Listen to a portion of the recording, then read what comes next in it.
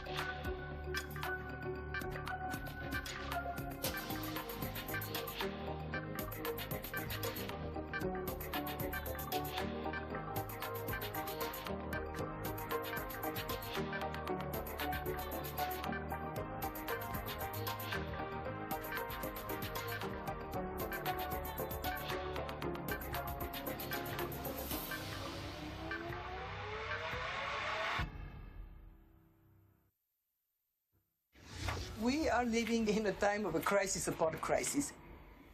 Who is most at risk? The countries that were weaker to begin with. A crime has been committed against Ukraine, and we demand punishment for the murders of thousands of people. Russia's unjustified aggression towards Ukraine continues to weigh on the economy in Europe and beyond. The war in Ukraine is causing food and energy prices to skyrocket. We have got to get inflation behind us. I wish there were a painless way to do that. There isn't. The Federal Reserve is quite behind the curve. The European Central Bank quite behind the curve. I don't think we can ever go into a full lockdown. We just can't do it in Hong Kong. We cannot have the same sort of lockdown you see in the mainland. The wheels of history are rolling on towards China's reunification and the rejuvenation of the Chinese nation. We are starting to see a series of decisions being taken by both countries that will lead us into more and more dangerous territory. We are on a fast track to climate disaster. Famine is at the door, and today we are receiving a final warning. We have to keep trying and trying and trying, but the world must stand up if our citizens are to live a better life. We live in a world of shocks. So many crises, all at once. It's time to take a hard look at these challenges and what it might take to escape them. This is day one of the Bloomberg New Economy Forum, Reckoning.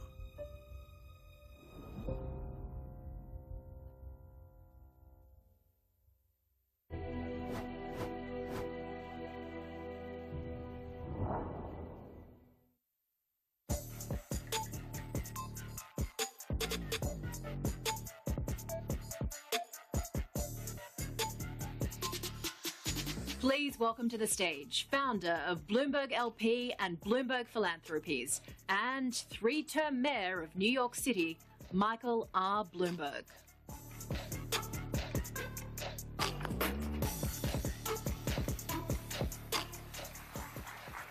Well, thank you, everyone, and good morning, and welcome to the 5th Annual Bloomberg New Economy Forum.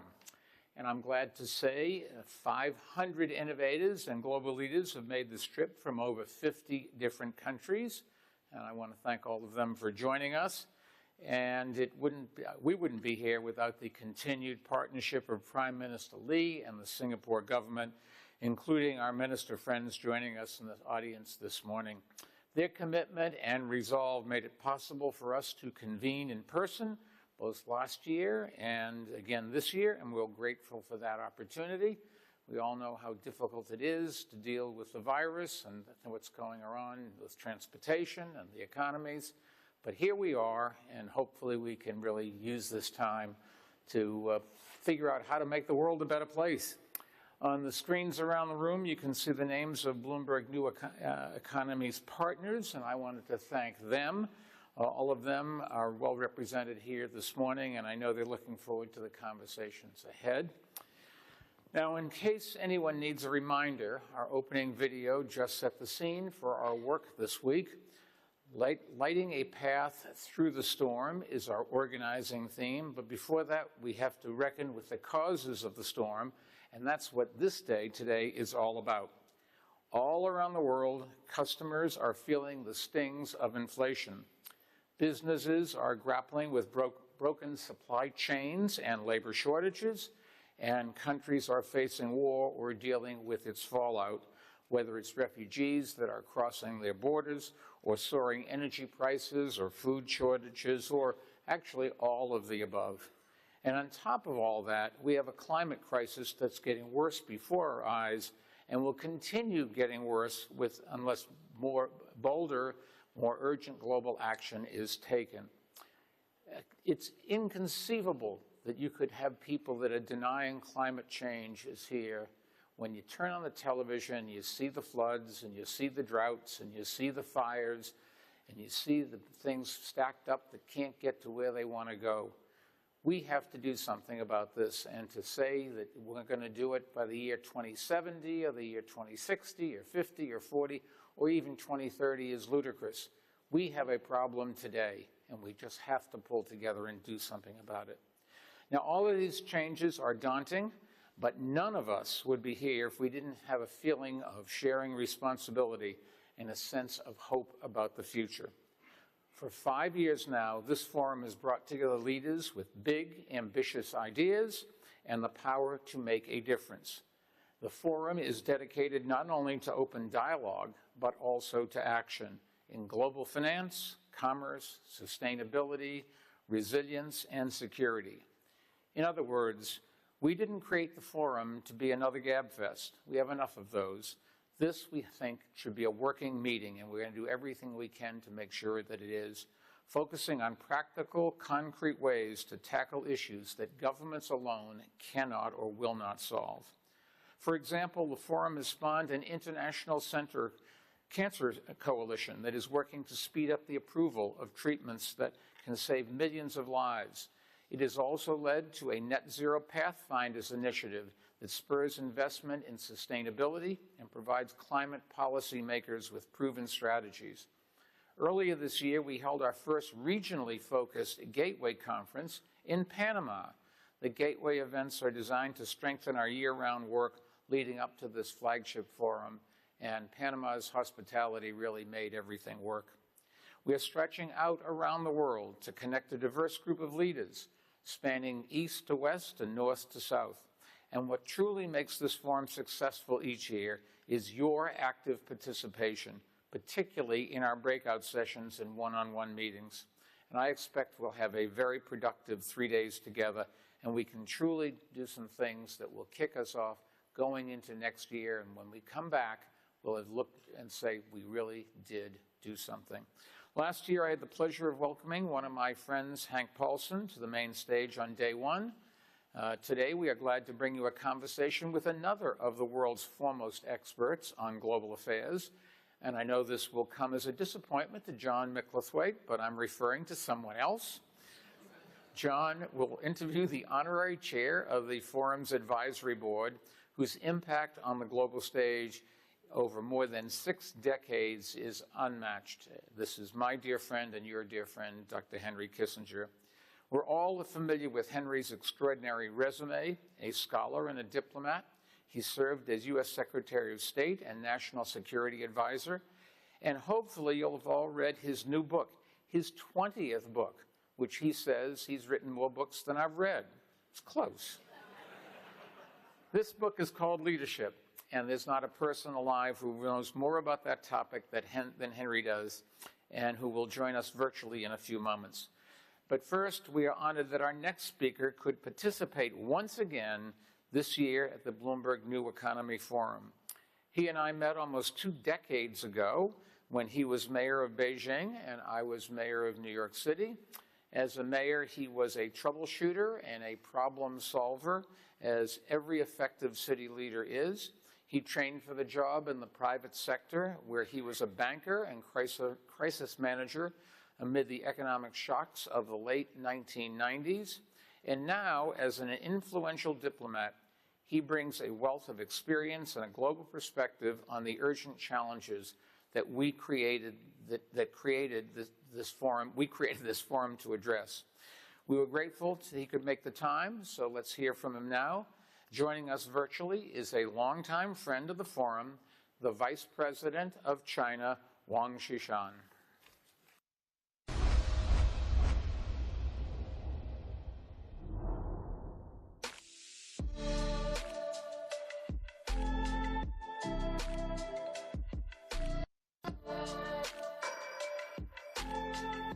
Distinguished guests, it gives me great pleasure to address the 2022 New Economy Forum in a virtual format.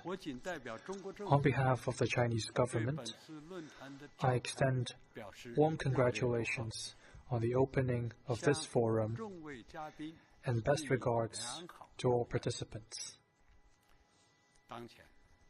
As we speak, changes unseen in a century are unfolding at a faster pace across the world. Global peace and development face more instabilities and uncertainties. The theme of this forum, Lighting a Path Through a Storm, shows the aspiration of the international community to grasp the global dynamics, build consensus, and find joint solutions to the issues of our times. What China proposes is that we should set eyes on the long term, maintain a global vision, firm up confidence, and light the path forward by fostering a community with a shared future for mankind. First, we should light the path toward common security and safeguard world peace and tranquility. Security of a country should not be built on the insecurity of others. Genuine security is achieved only when all countries are secure. The Global Security Initiative proposed by President Xi Jinping contributes China's solutions to address the deficit in world peace and security. Countries need to cast aside Cold War mentality, reject bloc confrontation, and build balanced, effective, and sustainable regional and global security architectures so as to achieve lasting peace and universal security. Second, we should light the path toward mutual benefit and advance common development across the world. Development holds the key to resolving many tough issues in the world. Only when people of all countries enjoy better lives can prosperity be sustained and security maintained. China will work with all sides to deepen high-quality Belt and Road cooperation, deliver on the Global Development Initiative, and earnestly implement the United Nations 2030 Agenda for Sustainable Development to ensure that the benefits of development are shared by people of all countries. Third, we should light the path toward greater innovation and promote sustained progress of humanity. We live at a time fraught with new problems and challenges. The way forward lies in our courage, ability, and a sense of cooperation in pursuing innovation. We must rise up to challenges and advance innovation in technologies, thinking, and institutions. We need to promote development of modern industries, bridge the digital divide, accelerate transitions to green and low-carbon growth, foster new growth drivers, and explore new paths toward global development. Dear guests, last month, the Communist Party of China convened its 20th National Congress. It laid out strategic plans for advancing the cause of the party and the country going forward, and produced the new CPC Central Leadership with Comrade Xi Jinping at its core. The Congress also proposed promoting national rejuvenation through a Chinese path to modernization. All this marks the beginning of a new journey to build a modern socialist country in all respects. The CPC and the Chinese government will maintain strong policy continuity to provide greater certainties and stability for the world.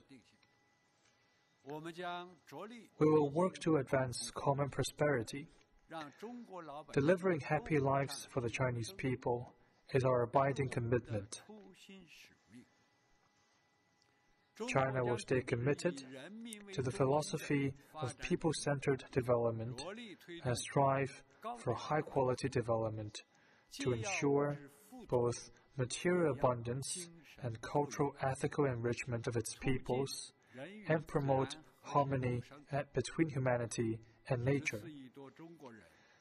The advance toward modernization for the 1.4 billion Chinese people will also bring greater development opportunities for all countries. We will continue to deepen high-level opening up. Opening up is China's basic state policy. Hence, China will stay on the course of economic globalization, take more proactive steps to expand and deepen opening up in wider areas, and steadily advance institutional opening up in rules, regulations, management, and standards. China will uphold the security and stability of global industrial and supply chains, and work to build an open world economy that delivers benefits to all. We will unswervingly follow the path of peaceful development. Upholding world peace and stability is in the fundamental interest of the Chinese nation, and it is a basic attribute of socialism with Chinese characteristics. China safeguards and promotes world peace through its own development. No matter what stage of development it reaches, China will always stay committed to the principle of equality of all countries, regardless of their size, strength, or wealth. China will never seek hegemony or engage in expansionism, and will always stand up for justice and oppose bullying acts. Dear guests, China and the United States, as two major countries, both stand to gain from cooperation and lose from confrontation. It's both incumbent and imperative for the two countries to explore the right way to get along in the new era. Yesterday, President Xi Jinping and President Joe Biden held their first face-to-face meeting and had strategic communication on China-US relations and other topics of mutual interest. We hope that the U.S. side will work with China in the same direction, uphold the principles of mutual respect, peaceful coexistence, and win-win cooperation, and bring bilateral relations back to the right track. This will benefit not just the two countries, but also the world at large. Dear guests, as we set out on the path, we see a bright future ahead.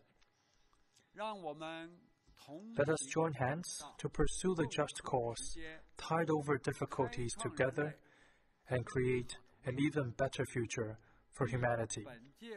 I wish this forum a full success. Thank you.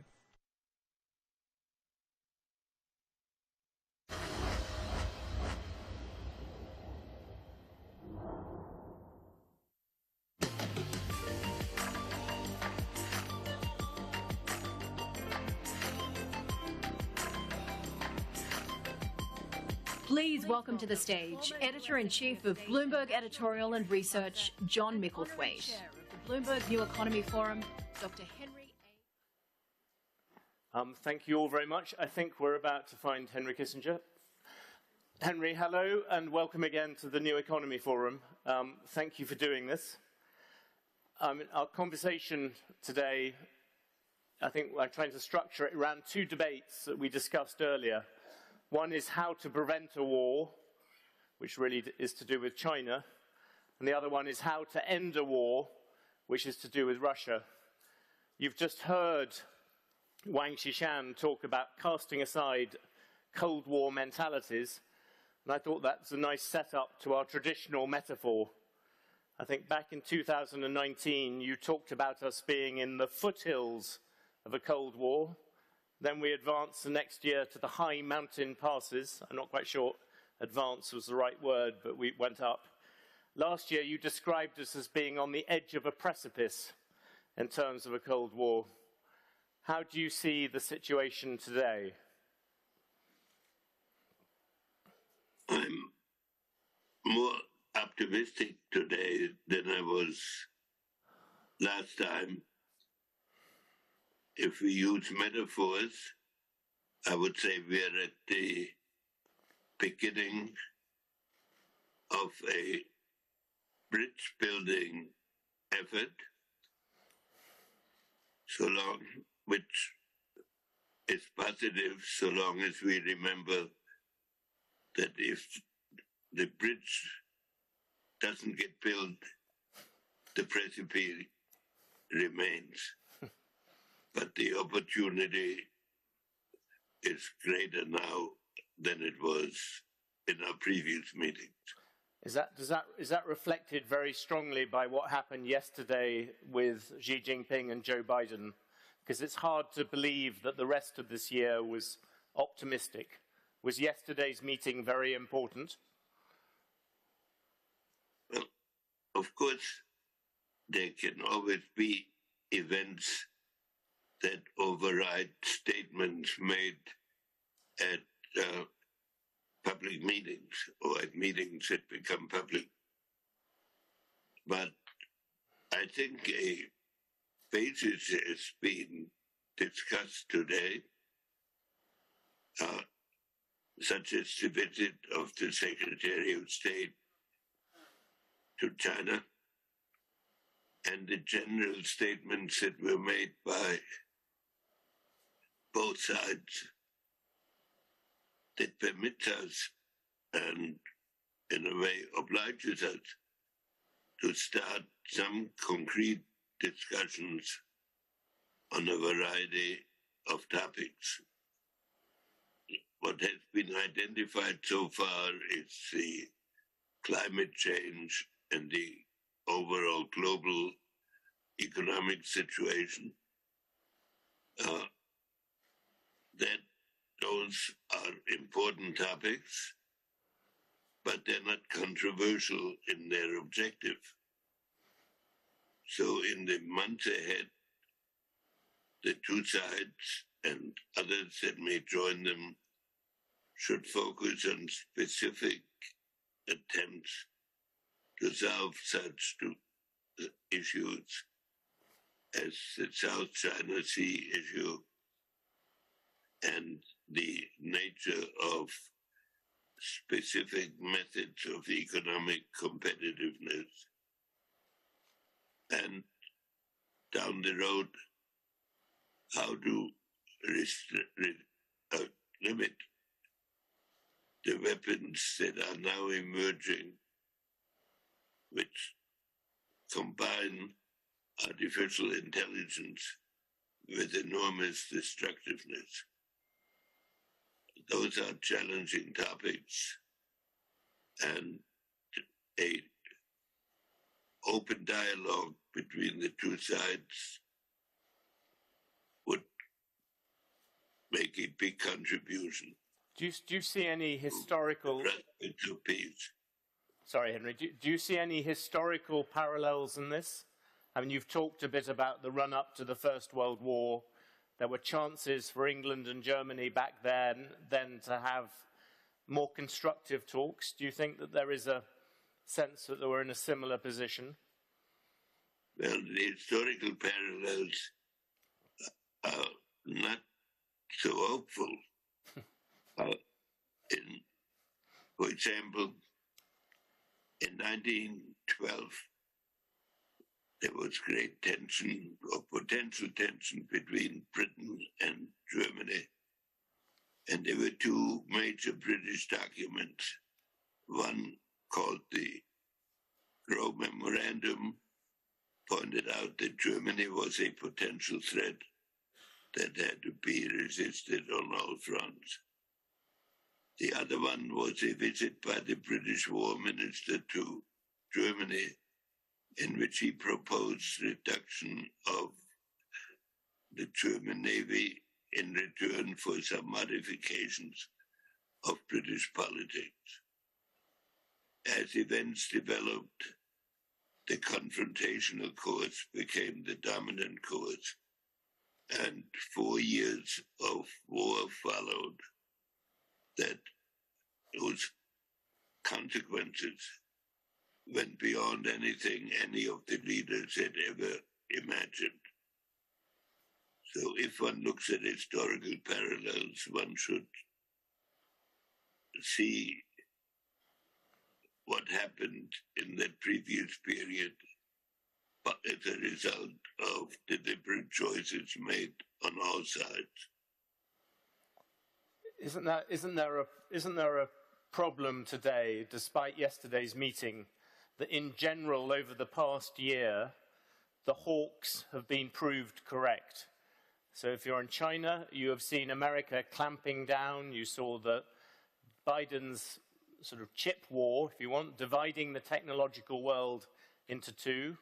And from the American perspective, you saw Xi Jinping's re-coronation, Hu Jintao being shuttled off stage, that those are the things that hawks on both sides will see as you put it, the road to confrontation. Well, there will be a concern that a conciliatory strategy is a way of reducing a society's capabilities and therefore its security. And that danger is inherent in the nature of diplomacy. At the same time, the two leaders that met recently will know that the consequences of economic disaster and of political and of military impact on each other. So all we can say today is that a method for discussion has been agreed on and general statements have been made that are compatible with a cooperative world. But a long road still has to be undertaken, and thoughtful policies will have to be pursued, and frank discussions need to be taking place. But the door at least has been opened. What about, Henry, what about the position of Singapore, of countries in Southeast Asia? You know, this is, as you know, based in Singapore, where you've been before. Yes, countries here were not terribly enthusiastic about Nancy Pelosi finally visiting the region and heading off to Taiwan. They did not see that as constructive. Do you think that this is, I suppose, the battlefield between the two sides? But the countries of Southeast Asia have achieved substantial economic progress, and several of them great stability, mostly our host country. They want a peaceful, non-confrontational world.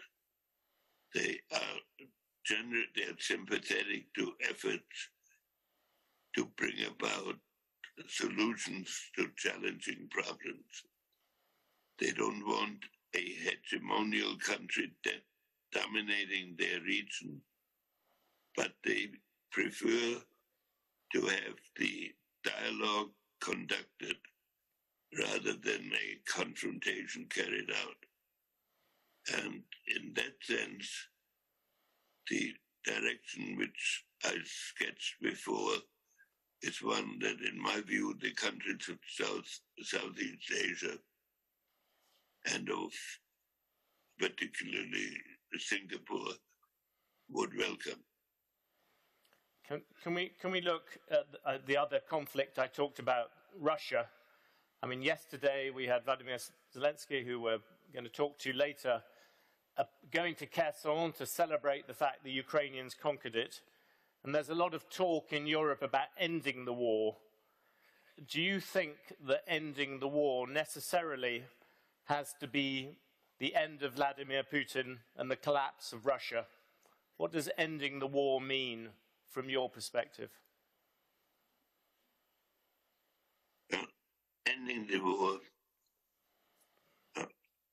requires three attitudes. One, a decision by the key participants to end the conflict.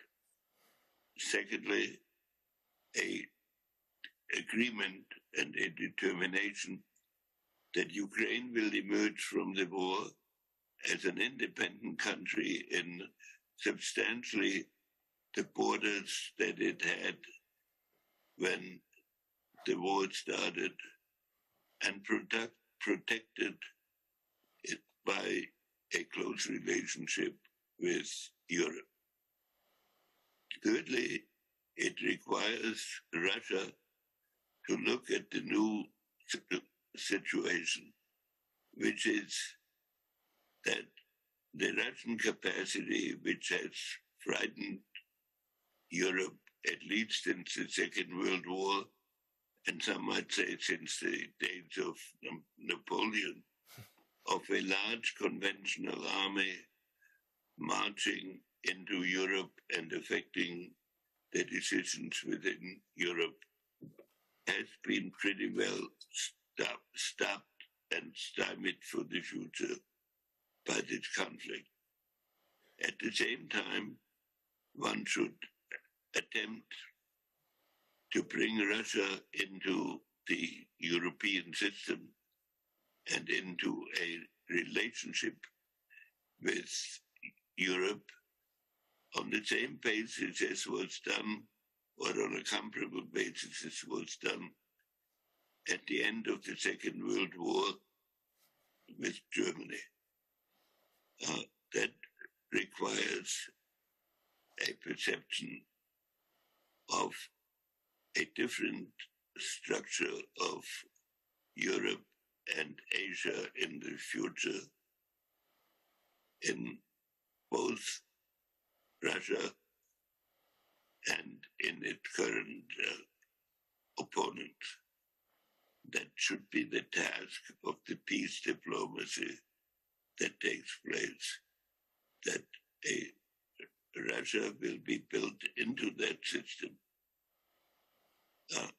on the basis of equality and mutual respect, but with an end of the institutional threats that have characterized Russia's relationship to Europe, at least at key periods in the past century.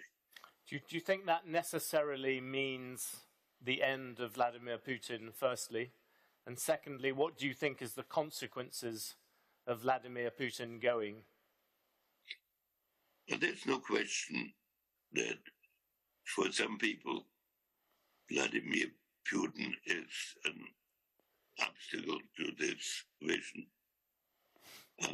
I think that if he were to embrace this vision, the war should not be continued only for the purpose of overthrowing him. Do you think he's capable of doing that? You've known him a long time. Surely that's beyond him. He's the man who started this conflict. He's the guy who's pushed this. He's the person calling up reservists. He can't embrace the sort of world you've just described. I think that the world now faces a big challenge of defining for itself what its objectives are, and not to be driven entirely or largely by the pressures of the moment. And the goals that I've outlined seem to me attainable. They will be more difficult in the case of Russia than in the case of China, because the basis of a conceptual dialogue has not yet been laid. And that should be the task of our leaders in the period ahead of us. Can I ask you a little bit about, again, looking forward, about the balance of power in Europe? And particularly, actually, I was going to ask you about Germany that you just mentioned earlier, place of your birth. You look at Germany at the moment, it's paying an enormously high price in terms of energy and so on. But there are some people in Europe who say, look, in the longer term, Ukraine will have to be rebuilt. Germany is probably the country which will do that. And what has happened, and you alluded to it earlier, is that Europe has been stretched to the east. And that, I was in Madrid last week, the idea of a Europe which goes further to the east, that does have ramifications for the rest of Europe, and it perhaps makes Germany more powerful. Do you think that's possible? Well, the process of economic development has made Germany inherently more powerful in every phase of the post-World War II period. And now it's in a situation in which it has the economic capability to contribute to the unification of Europe and to a peace with Russia that could be conceived either as a permanent enemy or as a possible friend. Within Germany, the problem has been that Germany has not had the continuity of political evolution that countries like Britain and France have had. It was unified late in the European evolution, only in 1871. And since then, it's been governed by an empire, by a republic, by a dictatorship, and now for the last decade in a democratic society. But for the young German generation, each new generation has implied a new discovery and a new debate about the significance of its previous leadership. So the direction which Germany will take will be decisive within Europe for the evolution that is possible. But I expect or hope that Germany will develop and that its present leadership will execute policies that lead to a merging of the possibilities that exist. Your last book, as Mike pointed out, very good book, is about leadership, which I urge everyone to read here, if only for the chapter on Charles de Gaulle, who was both insufferable and inspiring. But I just wondered, you look at two last questions. First, if you look at Europe, especially, but for that matter, some people might include America as well, people complain about a dearth of leadership. Do you see any true leaders appearing? The sort of the kind of scale of what you were just describing in Europe and what you were previously describing here, do you see anybody who rises to the same level as the people who you profile in your book? Yeah, the dominant leader has not yet revealed himself. Or herself. I think we have to. One has to remember when de Gaulle arrived in England without money, without the language, after a total defeat of France, and proclaimed the greatness of France, he started from a much worse position than we are in today. So we are closer to our possibilities, but our domestic situations, the type of domestic debate that is encouraged by the modern technology, makes it much more difficult for leaders to gain the leisure and the perspective to ask themselves where they're trying to go in addition, and beyond what they're trying to do at any one moment. That might give Rishi Sunak some hope that he's not in as bad a position as Charles de Gaulle. But can we end with one last person, which is one of the 6 people you profile is Lee Kuan Yew, the founder of modern Singapore, a friend of yours. Do you think he would be more worried by what is happening between China and the US or between the US and Russia?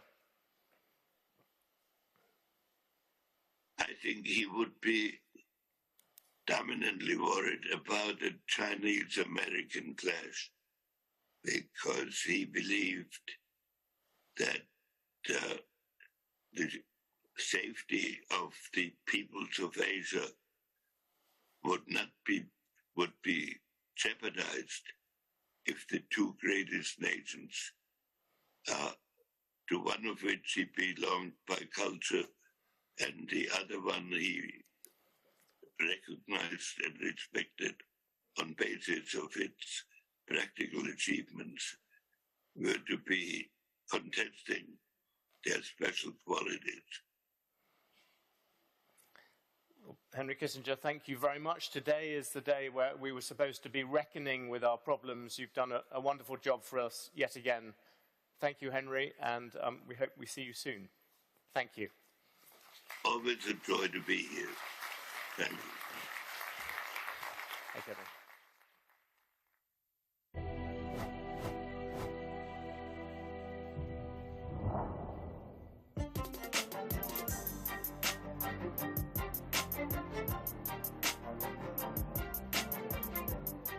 Please welcome to the stage Editorial Director of Bloomberg New Economy, Eric Schatzker.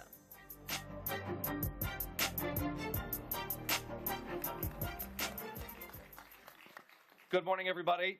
My name is Eric Schatzker. I am the Editorial Director of Bloomberg New Economy, and I am so pleased to see all of you here. You've just had a first taste of our program.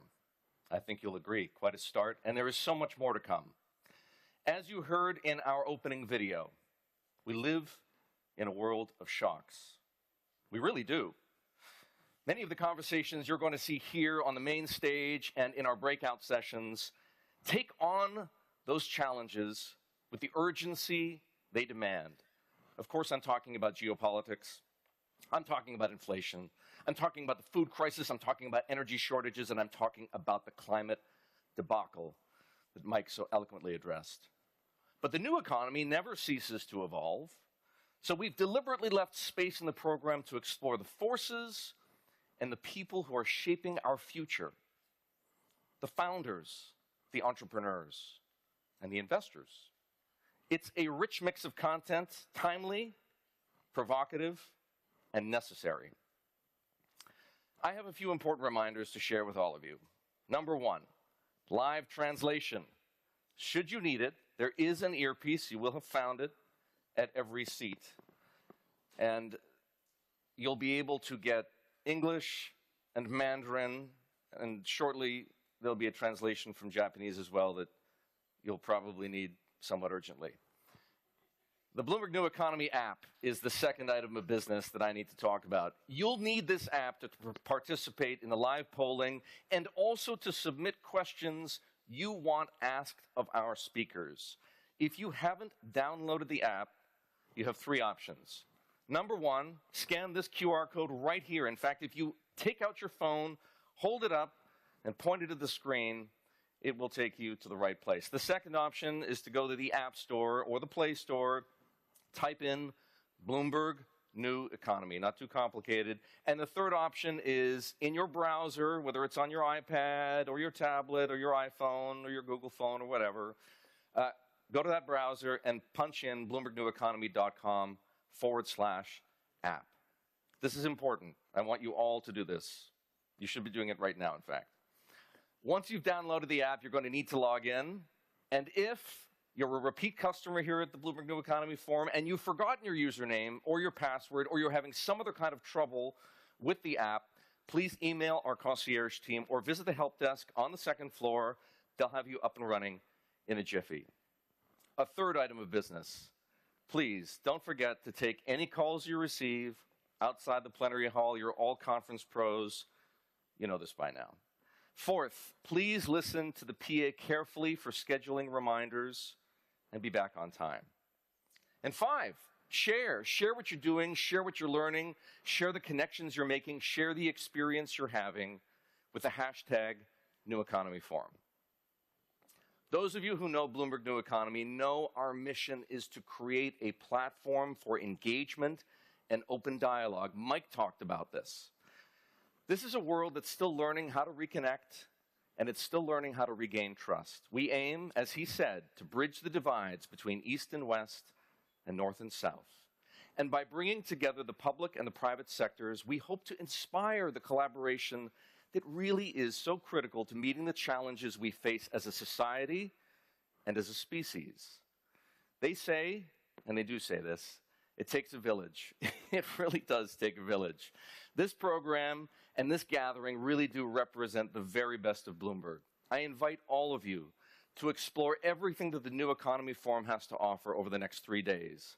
The one-on-one interviews and panel discussions right here on the main stage, the breakouts, and the exceptional content you'll find in our companion publications that were delivered to your rooms this morning. And please don't hesitate to approach me or any of my colleagues with questions. We are here to help you. Now, time to get on with the show. I'd like to welcome to the main stage Stephanie Flanders, Head of Economics and Government at Bloomberg Editorial and Research, and her panelists. His Excellency, the Minister of Economy, Trade and Industry and Deputy Chief Cabinet Secretary of Japan, Yasutoshi Nishimura, and His Excellency, the Senior Minister of Singapore, Tharman Shanmugaratnam.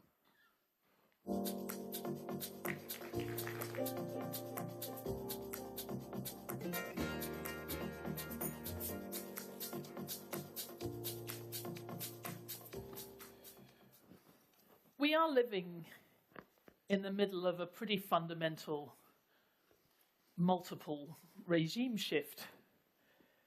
If you think about energy prices, food prices, interest rates, inflation, the geopolitical map of Europe, even the number of major crypto platforms, all of those things have changed radically even since we last met here in Singapore. And I think that world of multiple crises has left enormous room, we've already seen, for businesses and investors to make big mistakes. We saw recently in the UK previously unimaginable scope for policymakers to make mistakes. We have, for this one of the opening sessions this morning, two senior ministers who have yet to make such heroic errors in their policy making.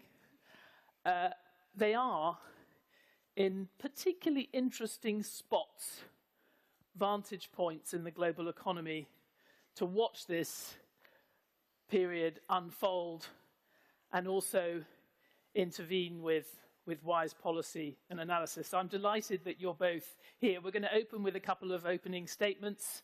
Minister Nishimura will begin in English, but then you will need your translator headsets.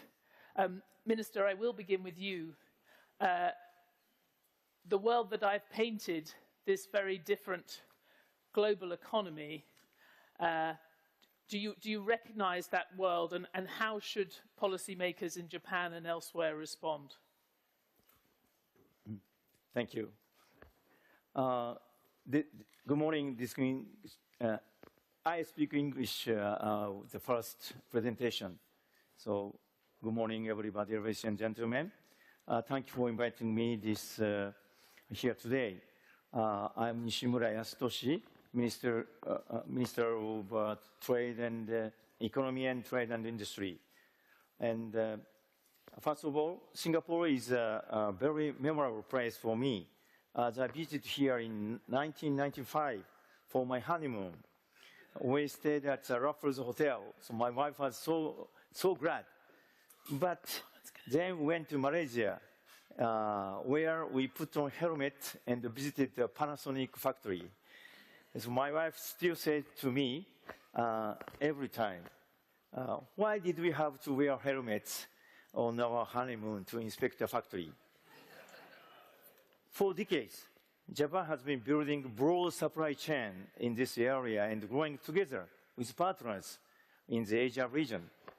We will continue to develop a win-win relationship in the Indo-Pacific region, overcome the crises we are facing now, and open up the future for growth and prosperity. The world is facing three major historical crises: the COVID-19 pandemic, and the aggression against Ukraine, and climate change. In the midst of three crises, the world is being pushed toward divergence. However, in times like this, cooperation is important, not decoupling. I will always keep in mind the free and open Indo-Pacific, FOIP, advocated by former Prime Minister Abe, who fell victim to a deadly bullet in July. I intend to carry forward former Prime Minister Abe's will and promote the establishment of a free and inclusive economic order. Looking around the world, we see disruption and conflict in various supply chains for semiconductors, pharmaceuticals, LNG, and other goods. Japan would like to build a cooperative relationship with like-minded economies in the Indo-Pacific to overcome the current challenges. Taking semiconductors as an example, the Japanese government is boldly providing about $9.2 billion in semiconductor capital investment and R&D, including $4.4 billion to support investment by companies from like-minded economies such as TSMC, Micron, and Western Digital. We are also supporting development of next-generation semiconductors such as beyond 2 nanos, which holds the key to the future digitalization and green technology. And as Sony's investment in a semiconductor plant in Thailand shows, we hope to keep building and strengthening supply chains in Asia while taking the lead in cutting-edge technologies of the future. It is also important to promote rulemaking for international trade. When I was a minister in charge of the TPP, I carried the CPTPP Commission to launch the accession process for the United Kingdom. Although I continue to believe that it is desirable for the United States to return to the TPP, the IPF has a lot of significance as a practical approach that strengthens U.S. involvement in the region. Japan is willing to act as a bridge between the United States and the Asian countries, so that the IPF will be an inclusive framework and to begin to deliver tangible benefits soon. Next, turning to the energy sector, we can no longer delay responding to climate change. Countries share the goals of achieving carbon neutrality, while at the same time ensuring a stable energy supply. However, we must understand that different countries have different pathways to achieve this goal. Japan possesses technologies such as hydrogen, ammonia co-firing, and CCUS. While utilizing these advanced technologies, we cooperate with countries based on their individual needs and contribute to diversified and realistic energy transitions, taking consideration of each country's circumstances. This is our vision as established in the Asia Zero Emissions Community concept. We have allocated 1 trillion yen, or $7.1 billion in the supplementary budget to promote green transformation. From the Middle East, where there is interest in the production of green ammonia, green hydrogen, to all over Asia to meet the large demand for such products, we will promote the construction of the vast supply chain in the Indo-Pacific region. For this purpose, we will financially support advanced demonstration projects across the region. Startups at the core of creating new ideas and technologies. Open innovation with startups will provide a major stimulus to Japan's large companies. Japan's large companies have finally begun to review their investment strategies as well as their payroll and personnel systems. We'd like to strongly encourage these companies to change through open innovation and their manners as a means.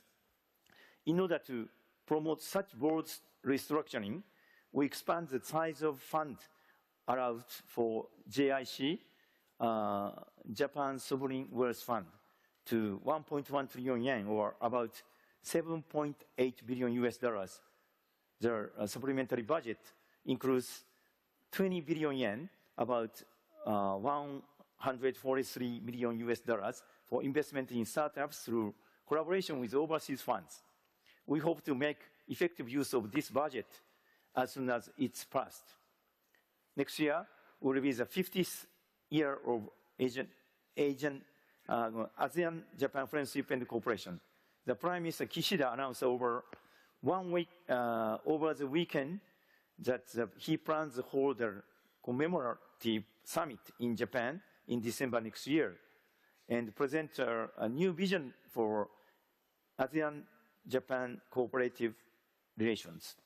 I look forward to working with friends in the region to overcome the major crises we face by working together to solve the challenges through innovation, building a free and inclusive economic order, strengthening supply chains, and transitioning to clean energy. Next year, as the chair of the G7, Japan will take the lead in this discussion to contribute to building prosperity in this region and across the world. Thank you very much.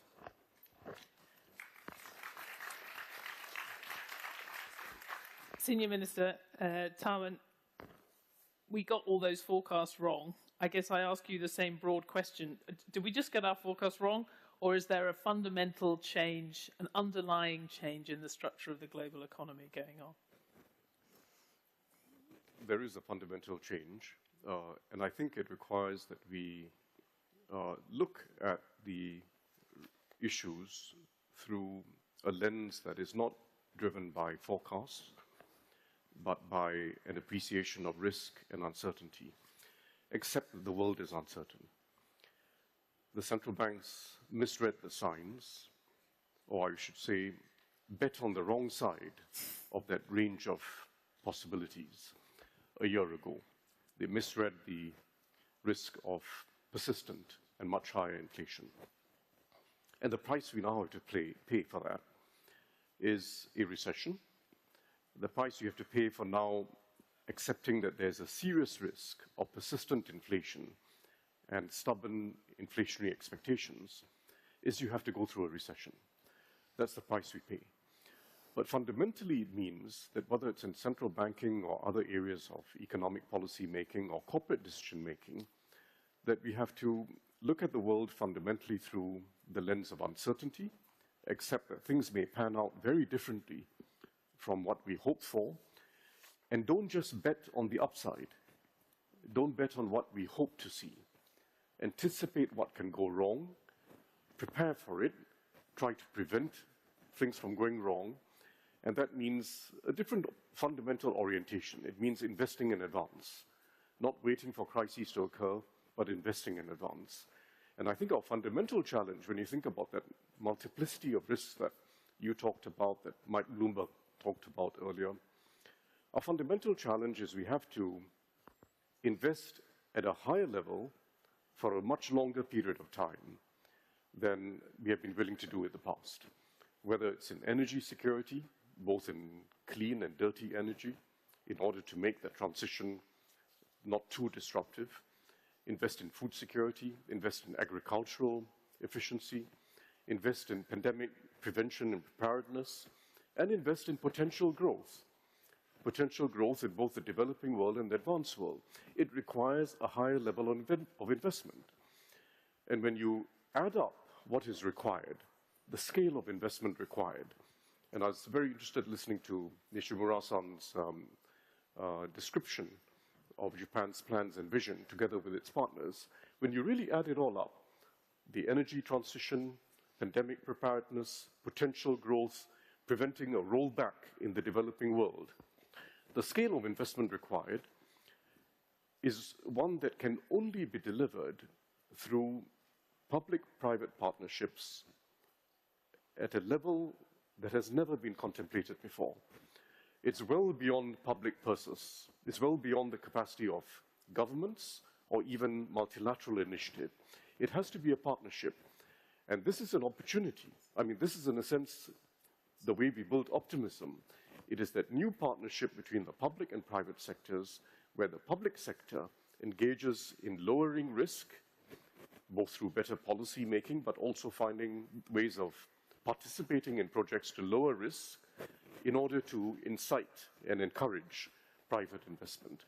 We're not going to achieve it otherwise. We just cannot achieve the scale of investment required for just climate transition alone, let alone all the other needs to raise potential growth without this new public-private partnership.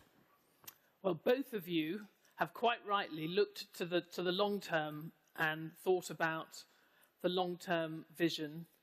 But as we know, those long-term plans and the ability to invest is also built on macroeconomic stability. So, Minister Nishimura, I'm struck. One of the things that has not changed in the last year is the basic stance of Japanese macroeconomic policy, certainly the monetary policy. The only thing that has really changed is the amount of intervention to support the yen. And we saw today an unexpected decline in the Japanese economy, in part as a result of that weak yen. So can that policy continue? Are you concerned about the impacts on the Japanese economy that we saw in today's data? I'll speak in Japanese, so please put the headset, please.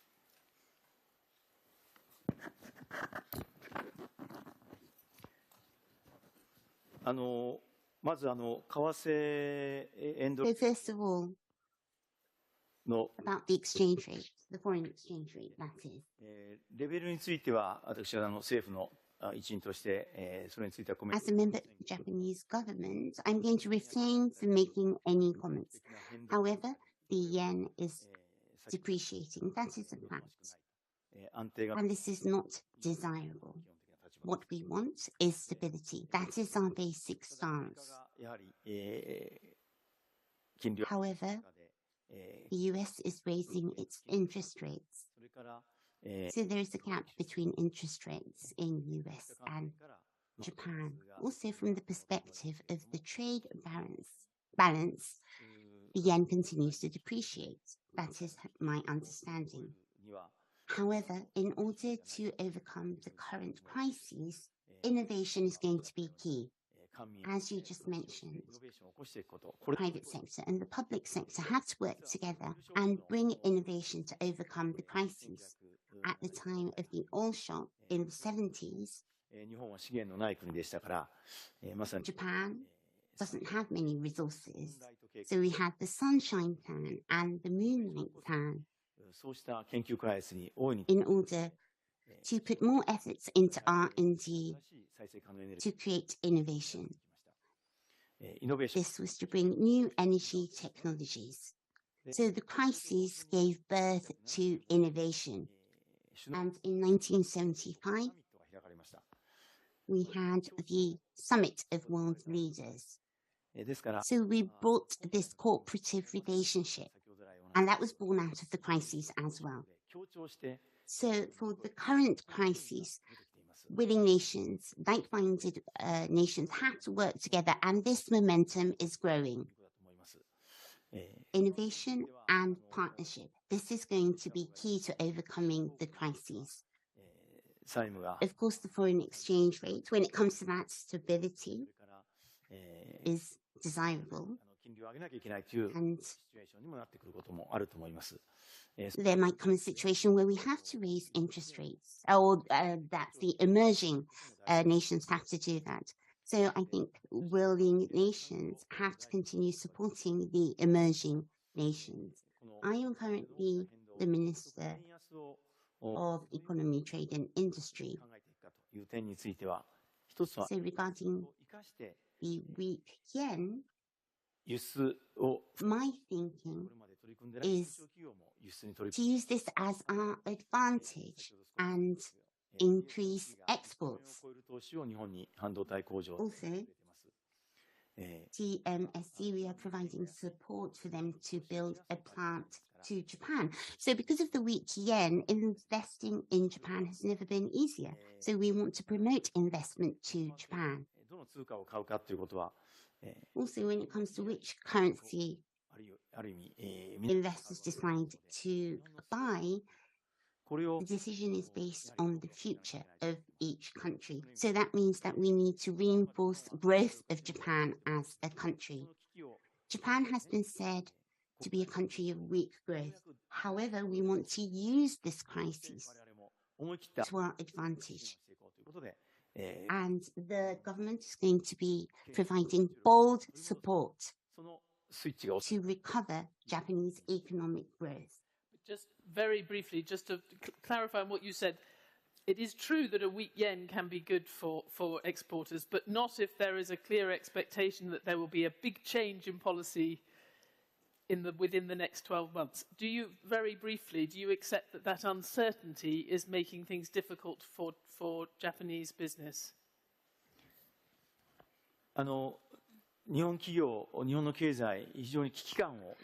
Japanese economy will have the strong sense of urgencies. So lost 20 years, lost 30 years, we discuss that about Japanese economy quite often. But during that period, we couldn't have the renovation. And then businesses try to push forward the changes that they couldn't do before. So pre-pandemic, compared with that, high level of investment and the capex is being done. And willingness to the investment is quite strong. So push forward the digitalization or promote the green transformation. So those movement is emerging. So the crisis is to be transformed to the power for the change. And for that, the government has budgeted for this coming year. Tarman, we've talked a lot, there's been a lot of talk about partnership and the importance of countries working together. But the recent US trade policies and, for example, the attempts to restrain exports of key semiconductors to China, that surely it makes it difficult for an open economy in Asia to navigate and think about the future when the US appears to be trying to drive lines across the map? Well, I think, first, there is a way forward. We haven't reached the precipice yet, and there's a way of charting a new course between the major powers as well as with the mid-sized powers and smaller nations like ourselves. It requires first and foremost stabilization. Just avoid dialing up the tensions, avoid further steps, avoid escalation that then becomes self-reinforcing. So that's the first order of business. But second, there's so much common interest between the US and China and between all nations in the biggest challenges we face: climate change, pandemic preparedness, and just getting growth going. Those are the biggest challenges we face, which affect the well-being of our own populations. And focusing bilateral and multilateral efforts around those large challenges in a mission-driven way, tackle pandemic preparedness, create multivalent vaccines, tackle carbon capture, clean steel, clean cement, the whole range of innovations that are still out there, still at the boundaries of what's possible and not yet viable, but invest in it. There's a whole range of investments that are in the mutual interest that we have to collaborate on. And that itself forms an overarching relationship between the major powers who will otherwise be obsessed with competition and obsessed with what divides them. Thirdly, there's also scope, I think, to do some dialing down, many small moves that could reduce tension. I mean, if you look at, objectively speaking, if you look at much of the tariff war that has taken place, it's not been in anyone's interest. It's not in the interest of American workers, not in the interest of American manufacturing, not in the interest of China, not in the interest of Singapore and the smaller nations. So there's an opportunity to dial down in everyone's interest. So it requires that new understanding, and I think there's a very important new start yesterday in the meeting between the President Biden and President Xi. There's an opportunity for a new understanding, but it then requires actions. Avoid further escalation, find ways to dial down, but also start exploiting this very large terrain of mutual interests that require collaborative investments, public and private, and using as best as we can the multilateral institutions. They are valuable institutions, particularly the World Bank and the MDBs. We are underusing them. By using them to catalyze private finance, we can actually go quite some distance to addressing that large-scale investment challenge that we have in the next 10 years. Well, we're going to, we might hear a little bit potentially of the dialing down. We have an opportunity for that anyway, because the US Trade Representative will be following. I'm tempted from what you've said to get you to do the interview. You might get some global progress out of it. But as you said, President Biden did have some warmer words after his meeting, and he suggested that there wasn't a new Cold War, and yet it has become quite common for Biden administration officials to talk about wanting to prevent China from developing technologically in various areas. Do you think that's unhelpful? Well, I think first we have to recognize that China is not the Soviet Union during the Cold War. China will continue to be a growing and emerging economy, and it will develop capabilities. You can slow the development of those capabilities, particularly in advanced semiconductors and a few other areas, but you can't prevent China from emerging as a major player in the global economy and in the global technology space.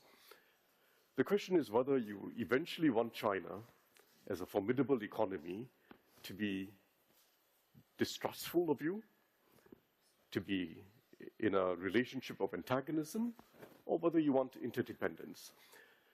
And that requires drawing careful lines around what is really required to protect national security, what is something you can allow to have continued exchange and interdependence on, but you watch and you verify, some element of trust and verify, and what you have open competition on. It requires some clear lines and a clear framework that draws those lines. I believe it is possible. I don't think the US is set on a course of collision with China, despite some of the noise you may hear. I believe it is possible to formulate this framework, and it is possible to then cooperate on the much larger challenges that both China and the US and the rest of the multinational economy, the global the community faces. Minister Nishimura, do you think that the US is approaching this challenge of its relations with China in the right way? And particularly, do you agree with the semiconductor chip restrictions? はい。アメリカとは我々もコミュニケーションを、OK, sorry. 我々アメリカとはコミュニケーションを非常によく取っております。In close communication with the states. 共有しながらですね、対応しているところ。We are sharing our thoughts and taking the appropriate responses. 一つは、few points I'd like to say. So first, 経済的にはそれぞれ非常に依存 the US and China have a dependency relationship in terms of economy. とヨーロッパの関係のように依存関係が And like Russia and Europe, when this interdependency becomes deeper, You can avoid conflict. And this is not true, as we have just seen. So economical interdependency exists.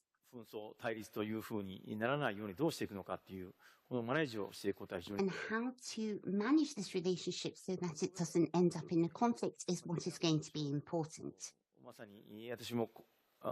Now, when it comes to economy security, I was the minister in charge of COVID-19, actually, and we had mask shortages, we had PPE shortages, no hand sanitizers. That is something which I experienced. So when a crisis occurs, we have to make sure that we can provide the critical goods. And for that, we need a supply chain with like-minded nations. We have passed a new law in Japan, and an important mission is to work on semiconductors and batteries. We want to make sure that we can provide this domestically and also work together with the willing nations so that we can have a supply chain to help each other out. So when US companies invest in Japan, Japan provides big support. And if it's the other way around, we expect support from the US as well.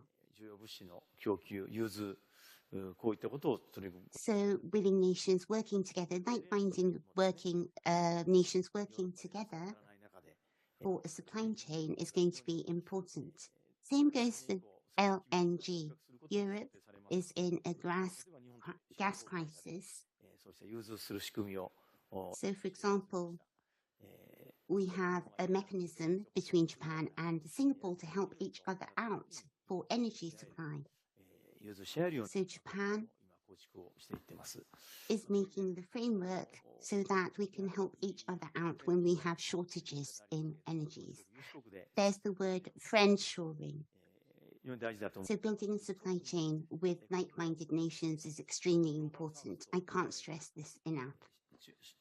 To continue, I mean, you are the trade minister, and to continue to have that strong relationship and to have US companies investing in Japan, will you go along with the export restrictions? Because obviously that's very important for the US approach to succeed.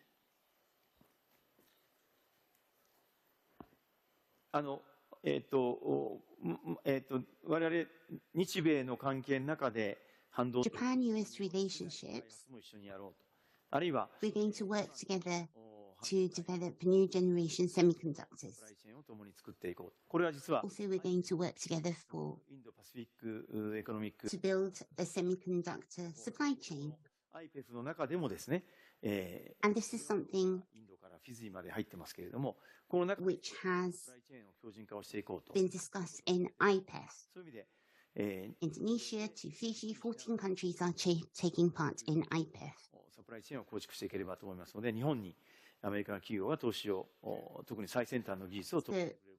if the US high-tech companies are going to invest in Japan, Japan will support that. And if it's the other way around, we hope US will reciprocate.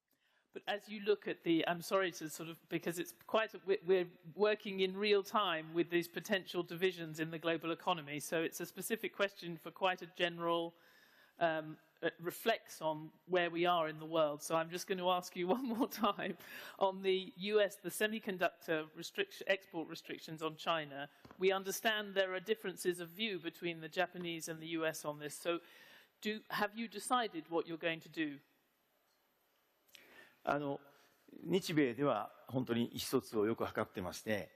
Japan-US are in close communication with one another.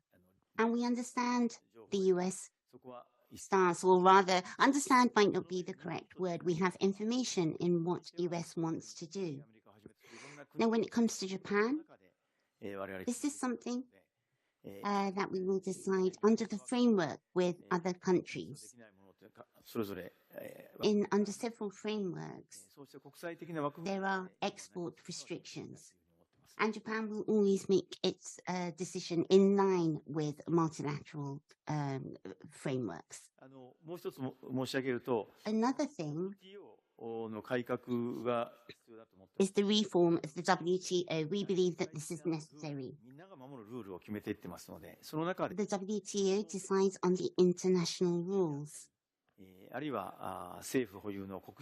So grants which aren't transparent, reforms of SOEs, bringing a level playing field, and also economical intimidation. This is something that rules have to be made for in the WTO. Or also, what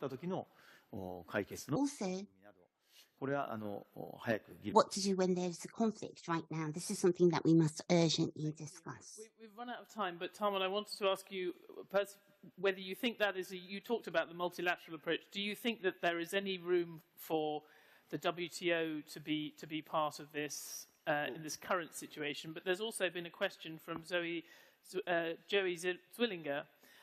Is the TPP dead for good? Or do you see an opportunity to revive something similar to it?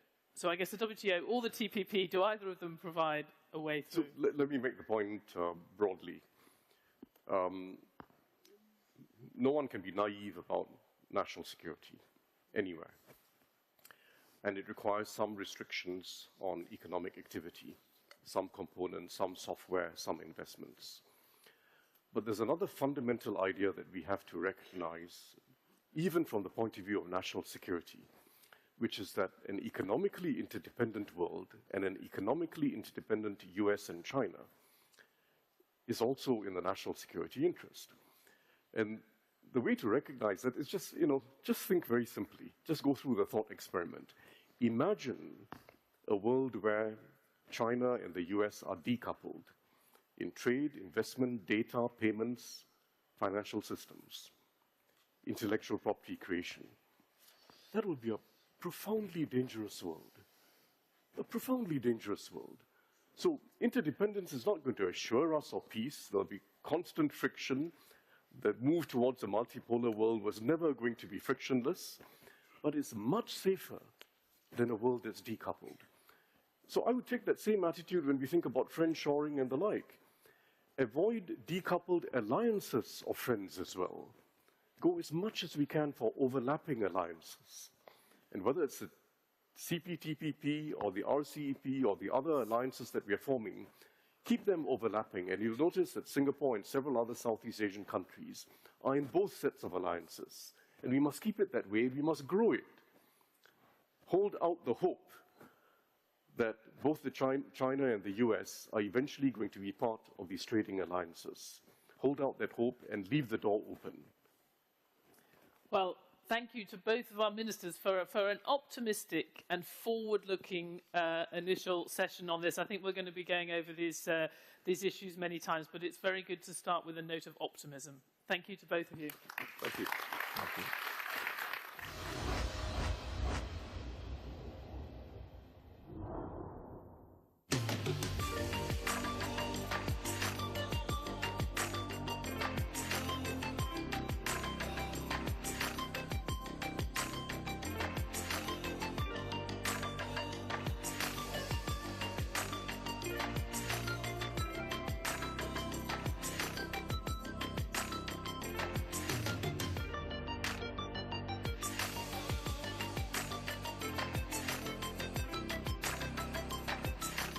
Please welcome to the stage the United States Trade Representative Katherine Tai and Deputy Editor-in-Chief of Bloomberg Editorial and Research, Reto Grigori.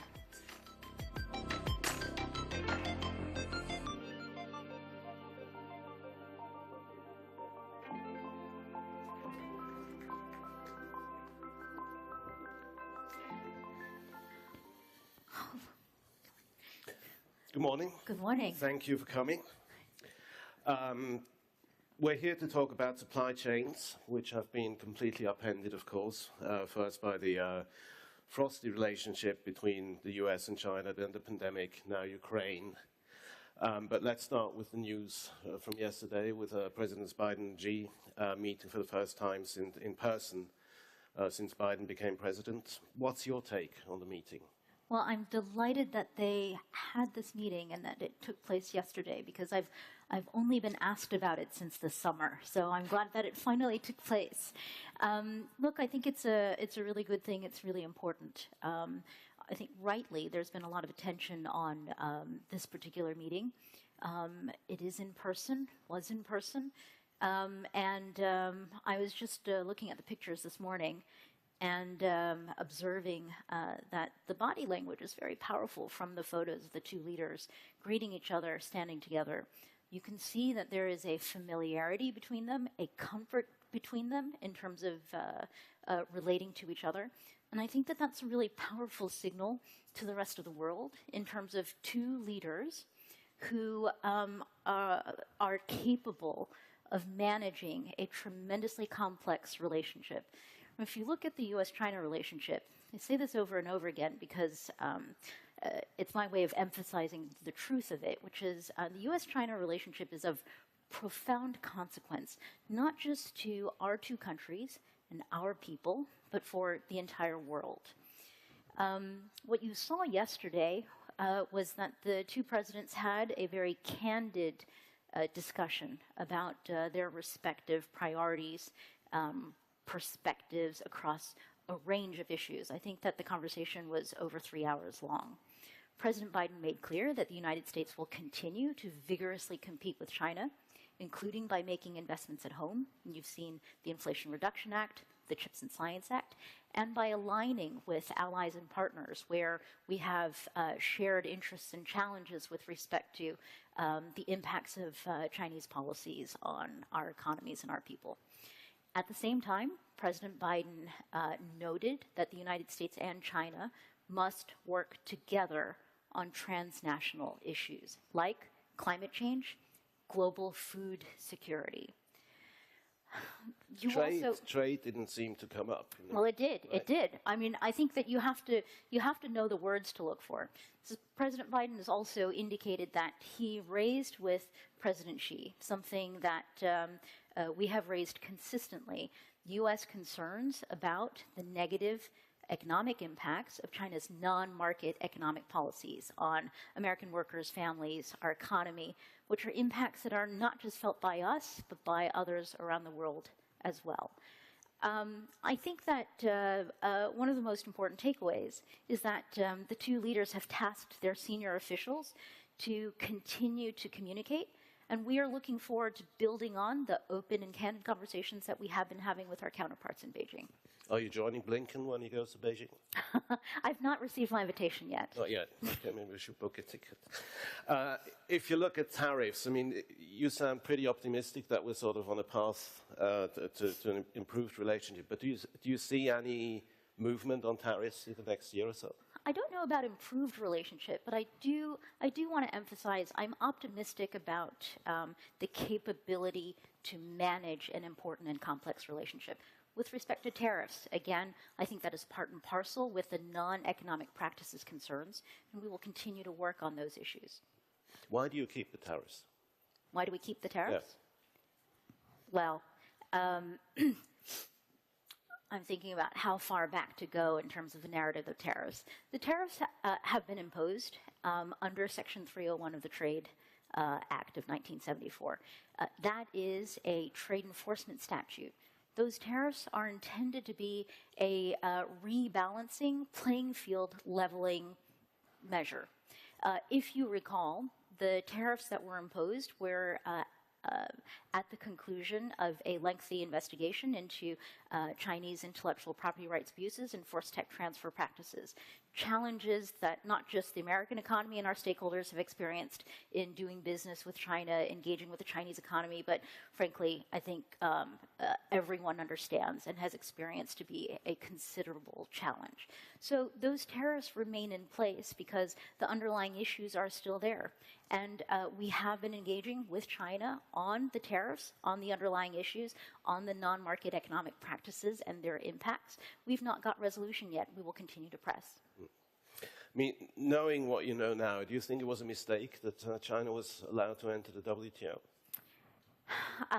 I've had many versions of this conversation, including with members of Congress who were in Congress, who took a very difficult vote, either ones who voted for or against permanent normal trading relations with China.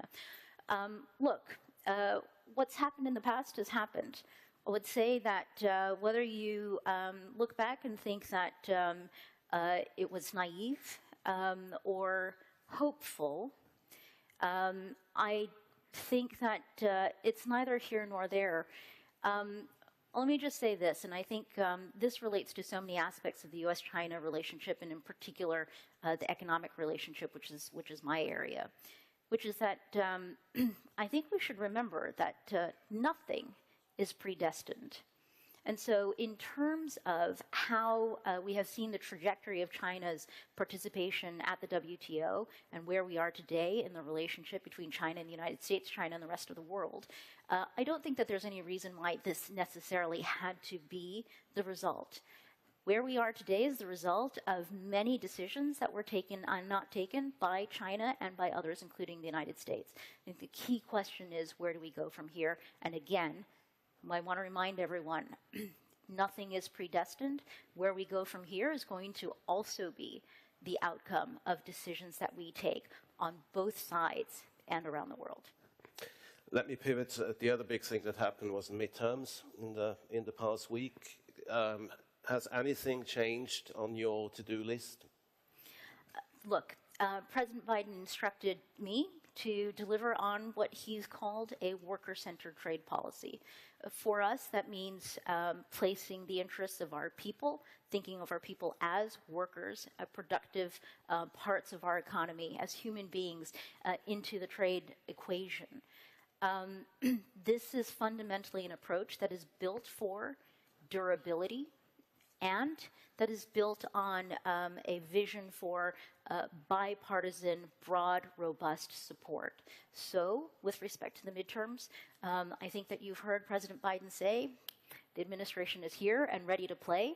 I would say that with respect to trade policy, we have been pursuing from day one a trade policy that is intended to be broadly and bipartisan supported, and that will continue. You're proud of all the investments that the U.S. companies are making to friendshore or reshore.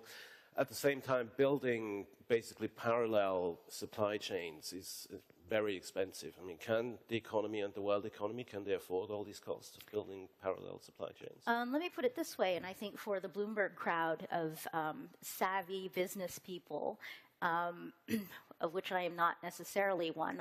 I'm just a trade person, but I like to think of it or analogize the vision for a more resilient global economy, one that takes into account the need for a plan B, a plan C, a plan D, because we've seen that we can't just rely. We can no longer take for granted that the world economy will just work like clockwork. That vision for world economy, I think, involves a little bit of adopting this notion about the virtues and benefits of insurance. It is not efficient to be paying for insurance every single day, but the concept behind insurance is that it will be there for you the day that there is an emergency or a catastrophe or some kind of a crisis where you are going to need that cushion and that resilience. And I think of it very much the same way.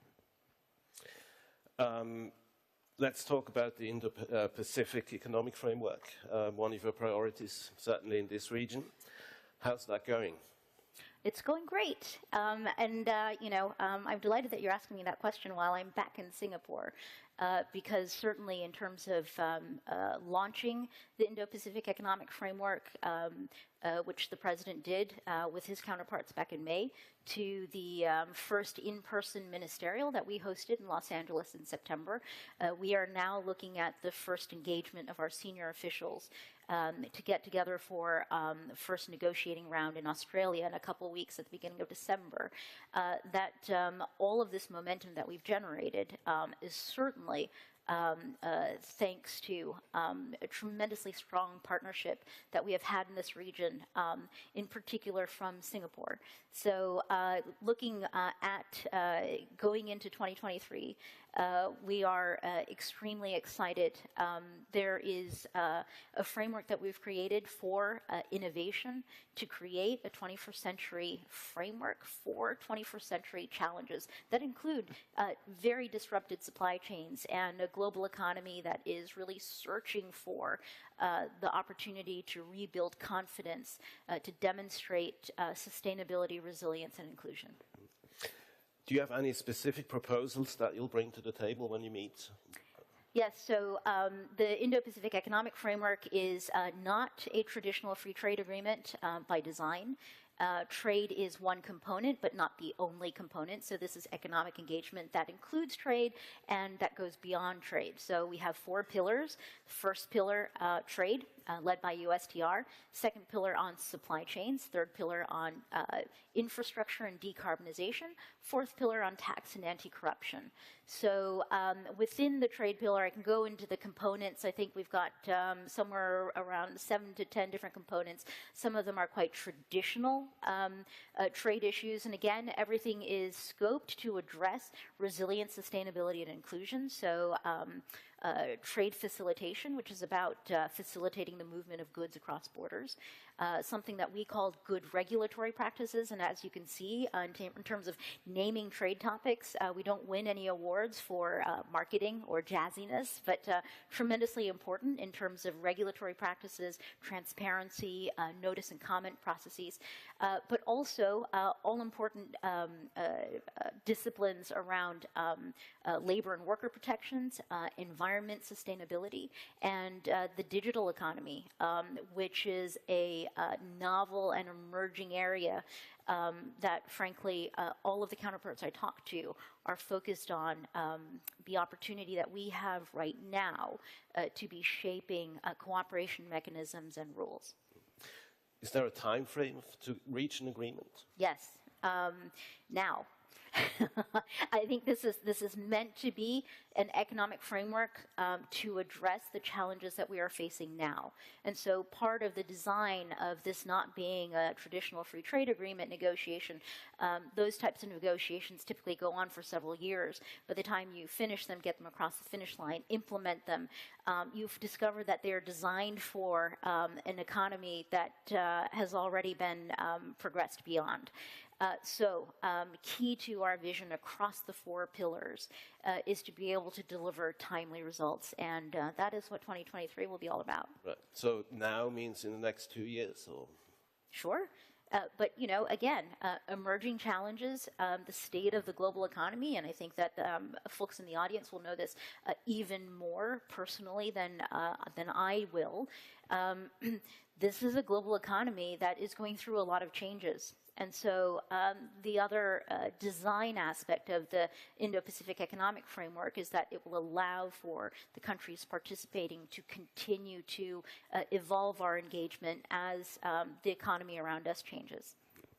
We've talked a lot about China and this region. What about Europe and Latin America? Are they on the back burner in your policy? Or? All important, and I feel like you've left out Africa, so we should talk about all of it. Yes, no, I think tremendously important. In some ways, the world is very, very large, and I'm reminded of that when I spend 16 hours flying. Maybe almost a full day flying from Washington all the way to Singapore. In other respects, though, the world can feel quite small in terms of the connectivity. So from our perspective, you know, to President Biden's point, aligning with our allies and partners, the countries and economies with whom we have shared interests, shared values, with whom we have a shared vision around the kind of global economy that we want to build and we want our people to have the opportunity to thrive in. This is our opportunity to be engaging and to be building out that vision. So yes, across the board, whether it's Europe and the Trade and Technology Council, the global steel arrangement that we're negotiating, with respect to Africa, we've got a strategic trade and investment partnership with Kenya. We have been engaged with the AFCFTA and Latin America. We just had the Summit of the Americas in June.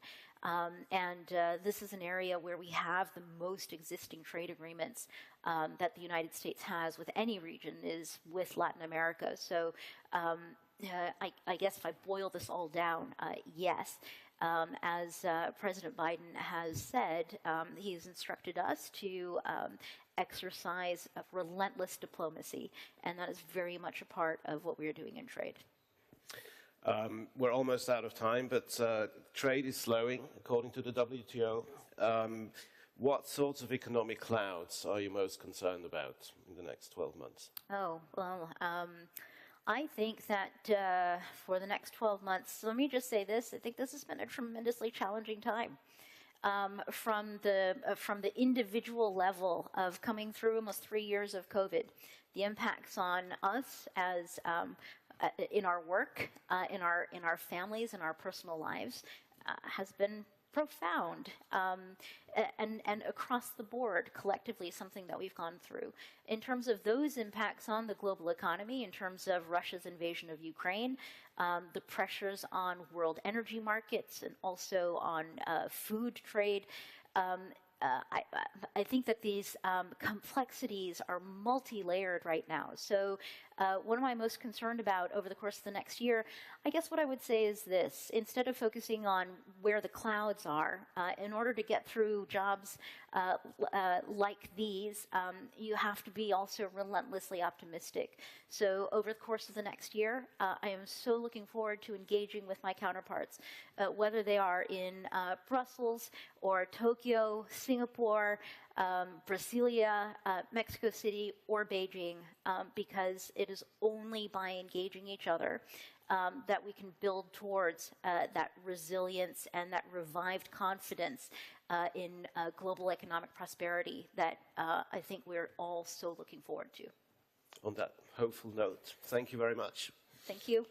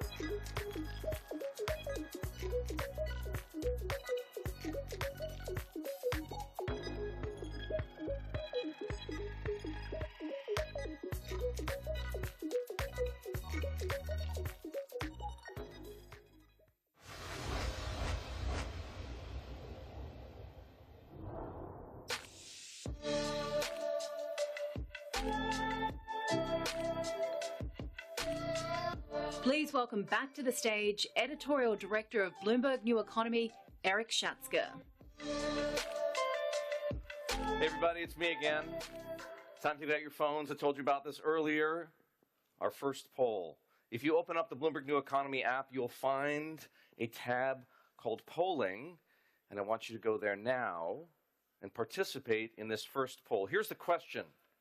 Over the next decade, supply chains will, A, be utterly transformed by geopolitical tensions, B, shift somewhat as critical manufacturing is reshored or nearshored, or perhaps friendshored, C, mostly revert to pre-pandemic norms, That is your first poll. Please participate. The results, will be revealed shortly. I would like to welcome our panelists for our next session, Anti-Fragile, Rebuilding the Supply Chain, the President and Chairman of the Asian Infrastructure Investment Bank, Jin Li-chun,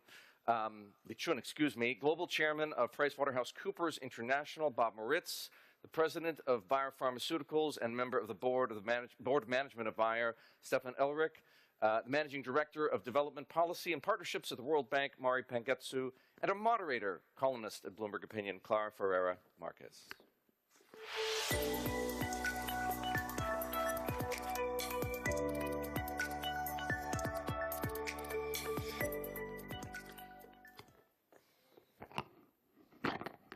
Well, the nature and the structure of global supply chains is changing, and that is news to absolutely no one here. This previously obscure plumbing of the global economy is center stage. What we took for granted as cheap production turns out to be not quite so cheap when it breaks down. And obviously, we're coming today to discuss this after multiple shocks, 2007, 2008, 2011, the earthquake in Fukushima, 2016, the populist revolt against open borders, obviously COVID, Ukraine, US-China tensions, quite a lot for us to get through. The question now is, of course, not whether we change, but how we change. Can we use this opportunity to create supply chains that are resilient, transparent, climate-friendly, human-friendly, or are we really going back to a fragmented and expensive new reality? So do ask us questions as we go along. You can do that on the app, and we'll be able to see them here on stage. And I will start, Bob, with you. We're obviously coming here today after the Xi-Biden meeting, a critical moment perhaps in resolving some of these issues. How optimistic are you that we can create, in particular after yesterday and after what we've just heard from Ambassador Tai, how optimistic are you that we can create resilience without retreating? So the signs we saw at yesterday's conversations were positive. It was needed and wanted by country as well as business leaders around the world, and it really is the first step of many steps now yet to come. But it does go back to then how country leaders and corporate leaders have to think about this world that we are living in with the enormity of challenges. The three words I would say organizations and countries have to be focused on is resiliency, adaptation, as well as agility, and being able to move and pivot very quickly in the world that we see in front of us to capture the upside potential, but also to minimize the downside risks that exist. Supply chains is just one small example of this. And I would argue, as we look at supply chains around the world, they were fit for 20 to 30 years ago, and they have to be rewired, just like our global economy, to be fit for purpose going forward. And I think in this regard, it requires three steps. First, how do you shore up your supply chains as they exist today in terms of concentration risk, dependency, and multiplicity? Second, how do you use technology, data, artificial intelligence to be much more predictive, to react quickly? Equally important in that, Clara, is to make sure that leadership teams are reducing the friction of information flow in countries or corporates so you can make faster decisions from supply chain all the way down to consumer pricing and consumer experience. And last but not least, everyone has to bring to the opportunity that exists and ESG focus as they think about what that supply chain looks like going forward. And that goes to the point of agility as well as relevancy to the marketplace. So management teams struggle with this, but it's going to be an equal opportunity for them to perform in this space. And we'll start to see the winners and losers, corporate-wide and country-wide. Net, coming back to your question, I'm actually optimistic. CEOs, leaders from countries' perspective at least are talking about these things much more so.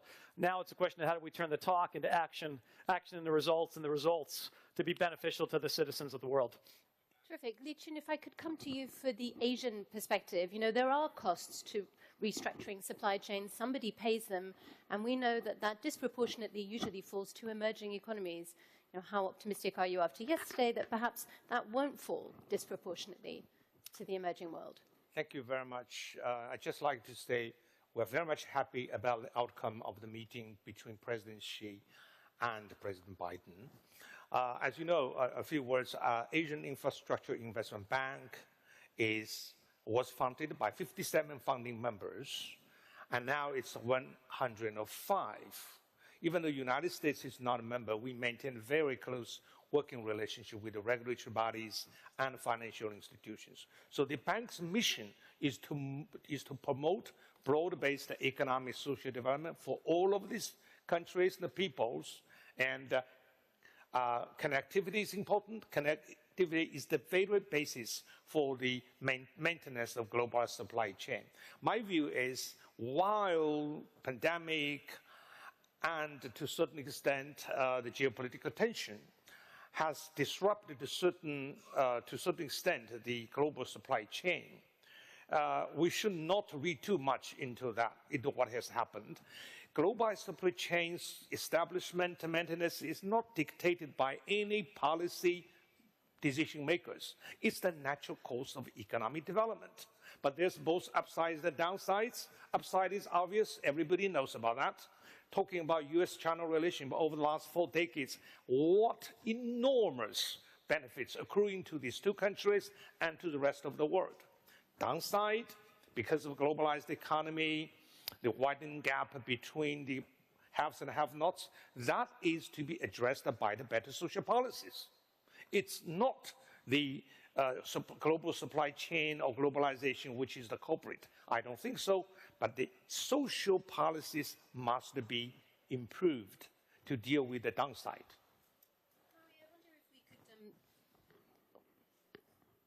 Sorry, I think we've had a microphone malfunction. Mary, if I might come to you, you're just coming to us from Bali and before that from COP. You know, one of the big benefits that we have had of lower costs is obviously that it's accelerated the energy transition. It has made things a lot cheaper. What happens from a climate perspective? I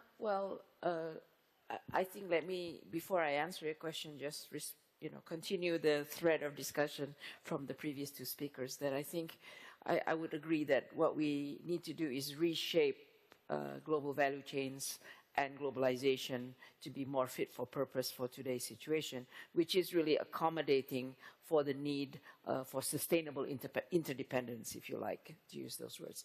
And I think we've seen a little bit of good news from the meeting with President Xi and Biden yesterday. It's sort of giving you at least a bit of a signal that on the geopolitical tensions, which we know have affected global value chains, is there something that hopefully will happen there.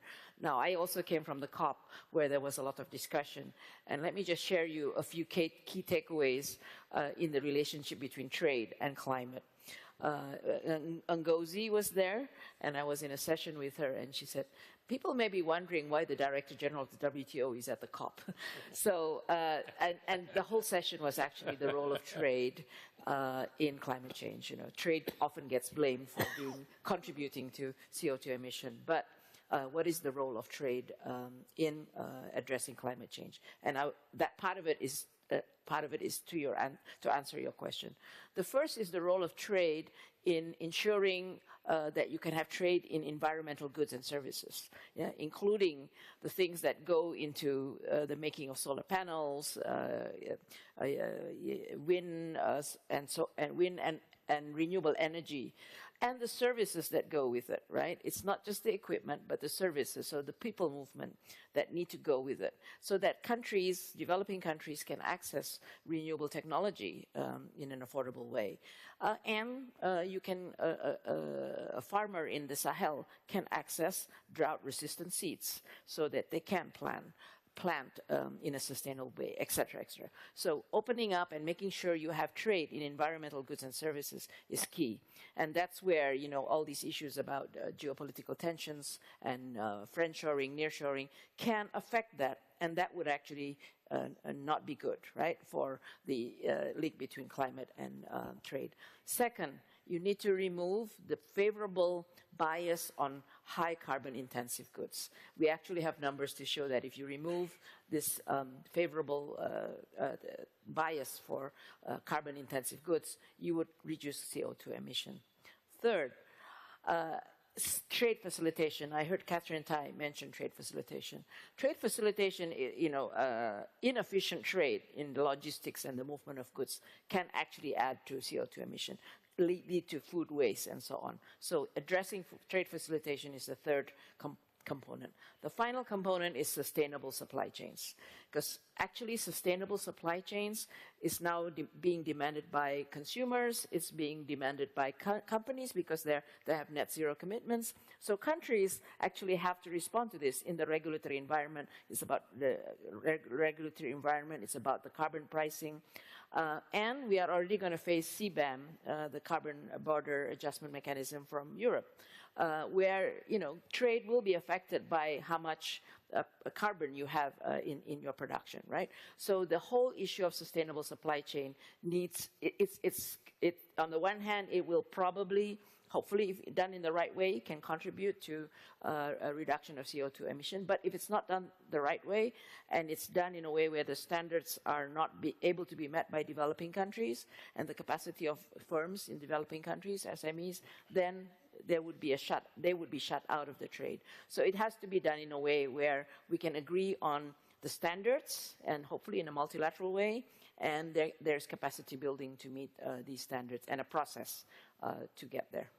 Thank you. I think we'll come back to a few of the points that you mentioned, in particular food and sustainability, but I'd really like to bring Stefan here to give us the industry point of view. Obviously, we've gone through some very substantial shocks, and a lot of them are due to overdependence. And I think, last year we were here with this panel and we talked a lot about tech, but I think we forget how pharma also has a very strong dependence on China, in particular API production. Can you tell us a little bit about how that looks from a corporate perspective, and how in particular we've seen this shift from a Toyota model, everyone producing just in time, to a Tesla model where people are much more sort of integrated? Where should we be on that spectrum?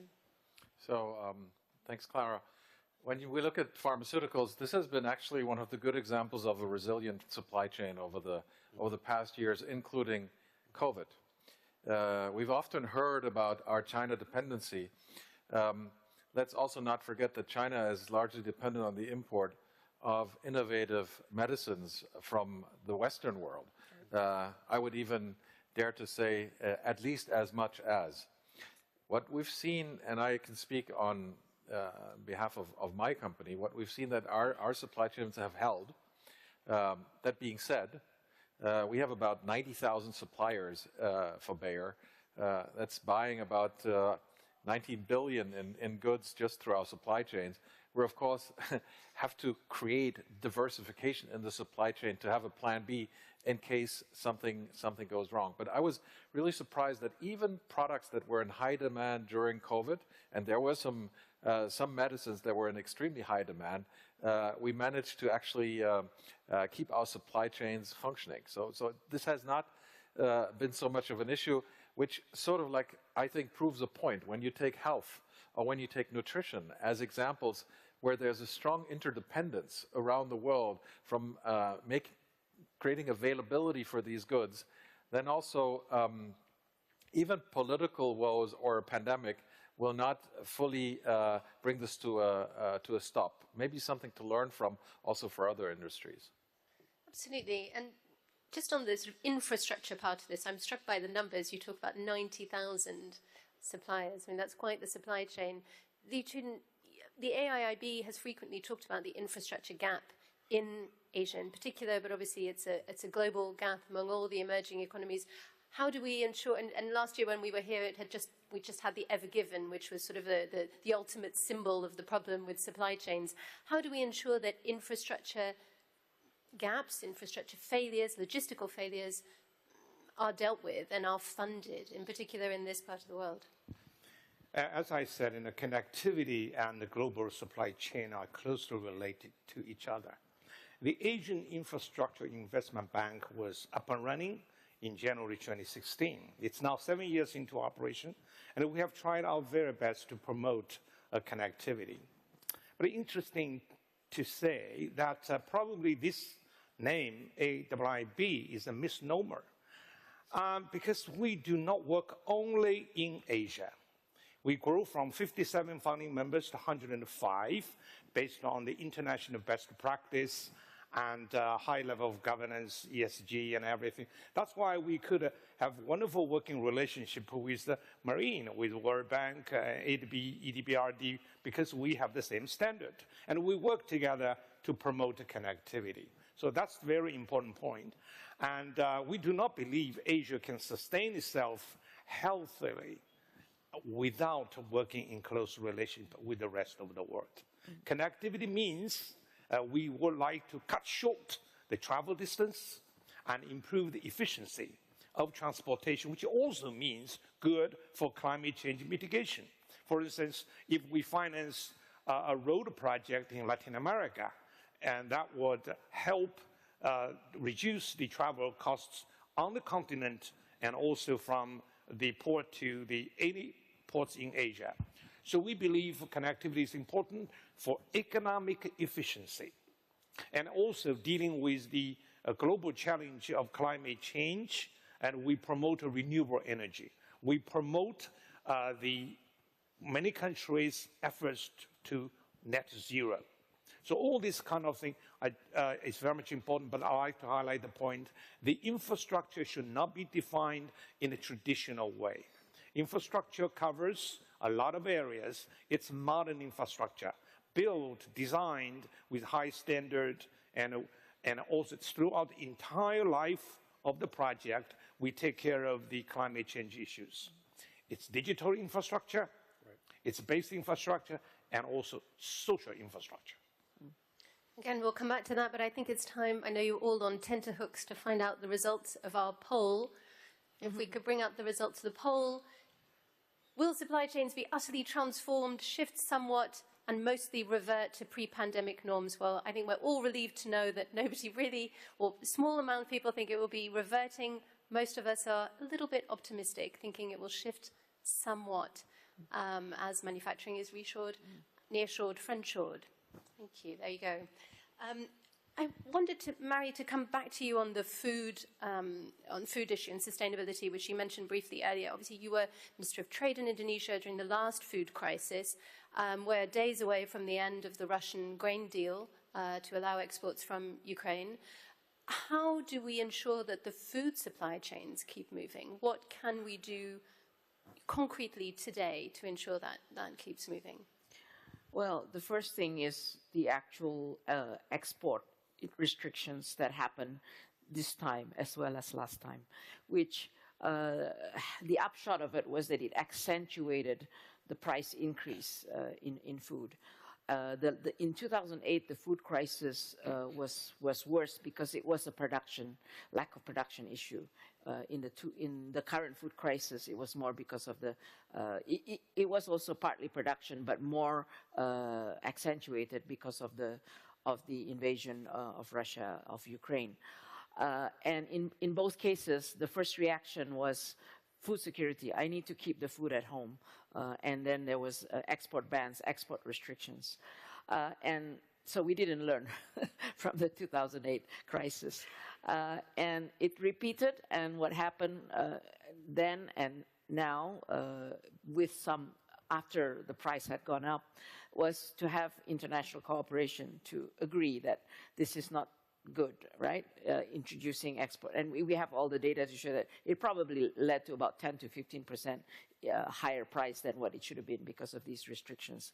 And it hurts the poorest the most, right? And in 2008, it was more the rice price. This time, it's more wheat, yeah?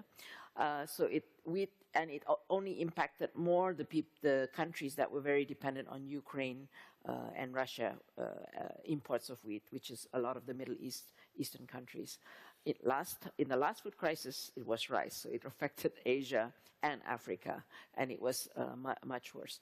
So at that time, what we did was, with the WTO under G20 and so on, we agreed that we would be transparent, announce what you're going to do, have some sunset clause with it, and make sure that you don't continue the bad practices. The same thing happened this time around, where under G20 and then into the WTO, everyone agreed to the principles of when you have to do export restrictions, whether it's food or the health and medical supplies, you've got to do it in a targeted way, a measured way, and it has to be temporary, right?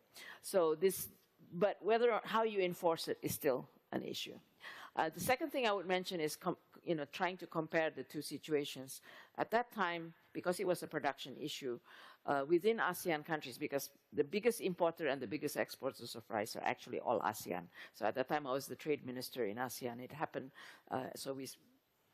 Thailand, Cambodia, and Laos, I think. They were going to actually restrict the exports of rice. They were going to form a cartel of some sort. That really led to a jump in price. And Philippines was panicking.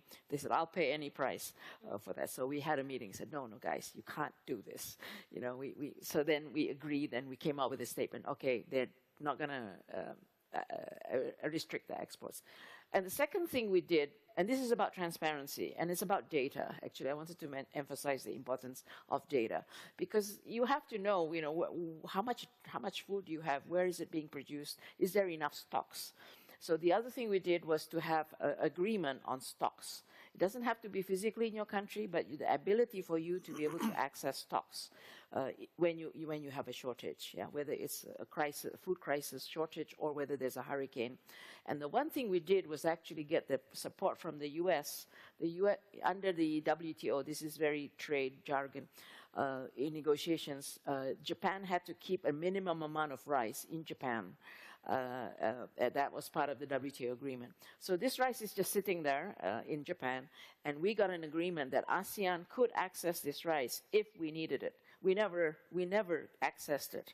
And then we also came up with an ASEAN and East Asia agreement on food reserves, food stock reserves. So I think food stock and having the data for it, having food stocks is expensive, so you don't have to actually have it. It's just the ability to access it is very important. And having the data on food production and prices and where the shortages are and what is causing it is very important.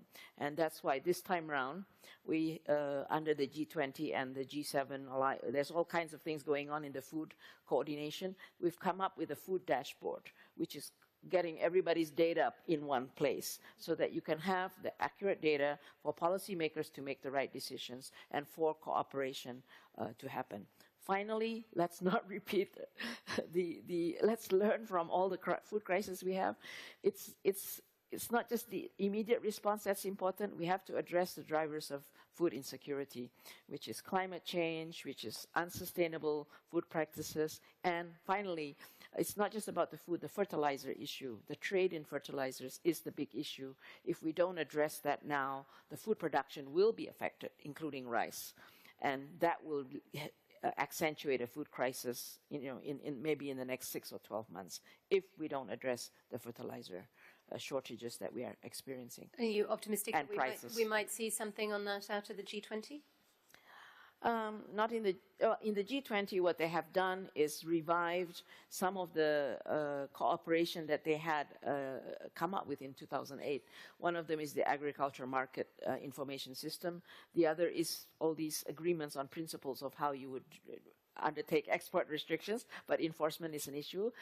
Third is, how do we cooperate on the science side, innovation side, and fertilizer is going to be a big issue, and a lot of that is natural gas prices. It's affordability as well as accessibility, and this is where I think it has to be linked to sustainable use of fertilizer. Fertilizer subsidies that that governments have that actually are very inefficient, and they could be repurposed for sustainable practices in agriculture. Of course, we do use gas in chemical production. Stefan, Bayer has had to deal, like many other companies this year, with very rapid decoupling.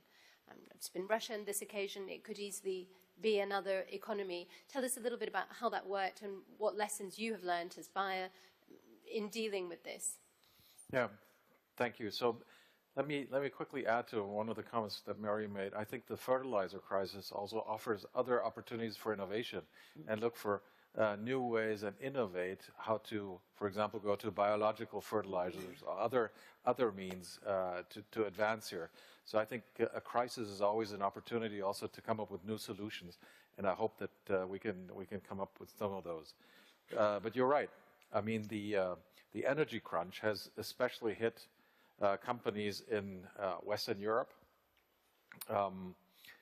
Bayer has a large footprint in Germany, manufacturing footprint, and we had to come up with alternative sourcing for natural gas. For now, the supply of gas is still, thankfully, is still there, and governments have worked hard to come up with alternative suppliers for natural gas. But what I can tell you is that, especially the chemical industry, including us, we've worked on so-called fuel switches so that we could, for example, produce steam with other means than gas, and steam is needed for many of the chemical processes in manufacturing. So we've basically readied ourselves to be completely independent from natural gas by the end of this year, so which is pretty much done in our case, with alternative fuels. So what do you use to create the steam? You typically use oil to produce heat. And the tragedy of all of this, what is happening, and we talked about the sustainability of and what supply chains can do to sustainability. We're seeing that with all the woes that we're facing, that we seem to be betraying a little bit what the planet asks from us. And we're using more fossil fuels than ever before instead of doing the opposite. And I hope that we can come around as a planet to understand that we have to respect the boundaries that the planet sets for us. Absolutely. Could we go back to the transparency point? Bob, I'd like to come to you. When you advise companies, and obviously one of the big issues of the whole supply chain crisis has been the unknown unknowns, that we discovered that actually out of the 90,000 suppliers, people didn't really know what was in the supply chain. Obviously problematic from a resilience point of view, also from an ESG point of view, whether climate or social and governance. How do we get around that, and how can we use this opportunity to fix that? So let me tie together what Jen, Stefan, and Mary talked about.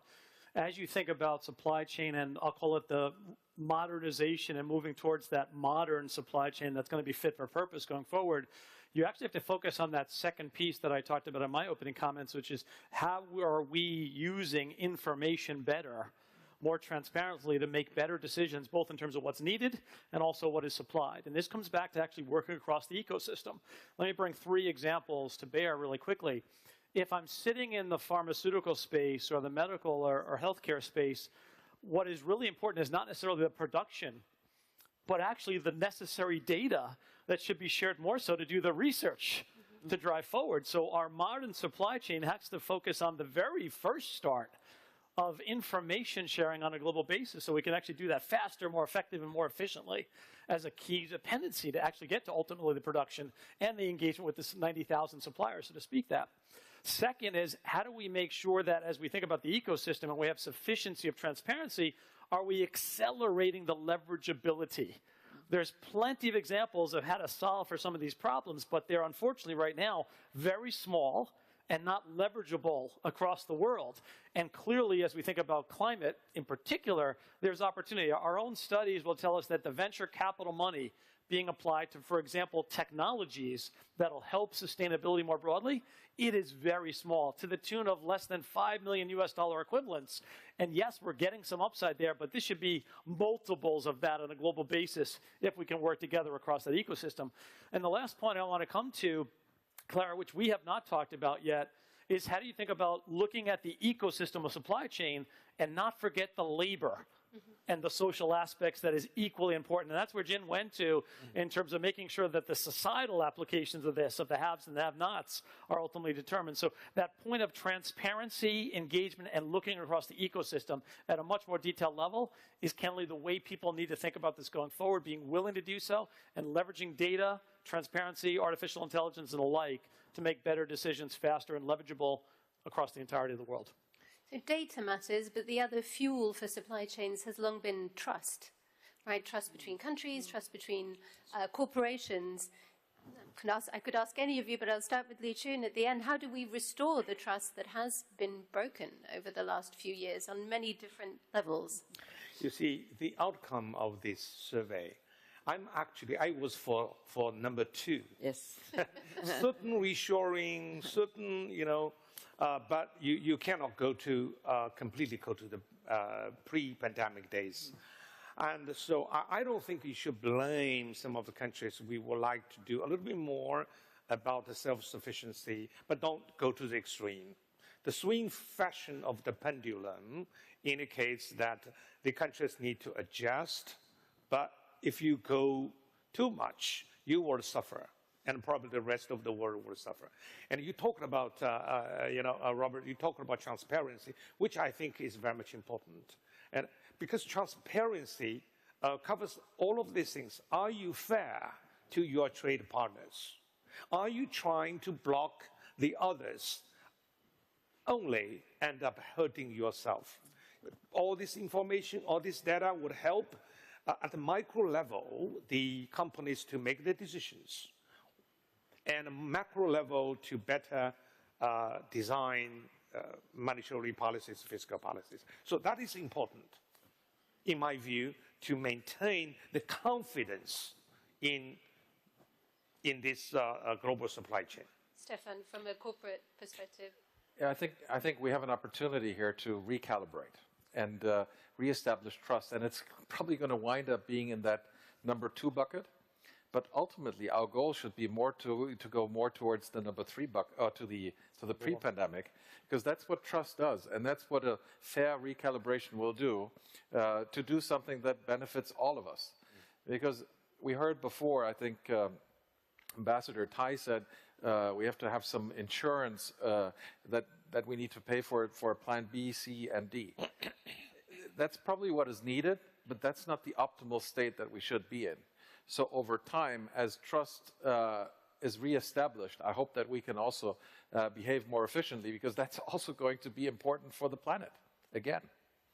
Bob, you were about to... I was. Yeah. I'm probably more for number 1, but not because of geopolitical tensions. It's actually, we've got to radically transform because of all of the things we are talking about. And that can go to climate, it can go to the social side of the equation, it can go to the economic side of the equation. I will say that the sharing of data is usually important, but it is more important to actually be face-to-face and have the engagement and the dialogue in a big-time way. And we've honestly lost, as a world, as society, as humanity, we've lost that in the last 3 years. So the quicker we can physically get together, the break bread, so to speak, and have the ongoing conversations, as evidenced by yesterday, is the step that is super important. And the quicker we get back to that norm, the better off I think we will be as a world as we exist today. Mary, I'll give you the last word. Maybe tell us what you think success would look like as we rebuild the supply chains. I'm glad most people answered number 2, because I think there will be some reshaping, but not going either way, right? And I think for me, 3, let's talk about the how to. First, at the company level, agree with Bob that companies have to be adaptive, agile, and use the information, but there will also be relocation, nearshoring, and I think more regional value chains will develop. Second, what should countries do? Still the traditional policies, get your investment and trade policies right, infrastructure, connectivity, but it has to be sustainable. And being sustainable is part of competitiveness now. And sustainability is not just environment, but social and economic. And finally, nobody said anything about international rules. The WTO or regional agreements still need to play a role. Because Katherine Tai said something interesting. She said, we want to make sure China does not use non-market measures. Same thing could be said about, okay, what about the CHIP Act? And it can't be between China and US discussing this. There has to be the international rules on subsidies, on the exception for using using restrictions, not discriminatory practices, with the security clause that's in the WTO. All this needs to be revamped if we're going to have, better predictability in the way that the reality is that it's going to be there. The geopolitical considerations and the security considerations are going to be there, but we need to manage it in a way that builds trust but provides predictability. Otherwise, it can lead to higher costs. And who pays for the higher cost? Consumers, as well as developing countries who can be shut out of these global value chains. Well, on that very short to-do list, just a few things for the world to solve. Please join me in thanking the panel very much for their insights. Thank you for an enlightening conversation.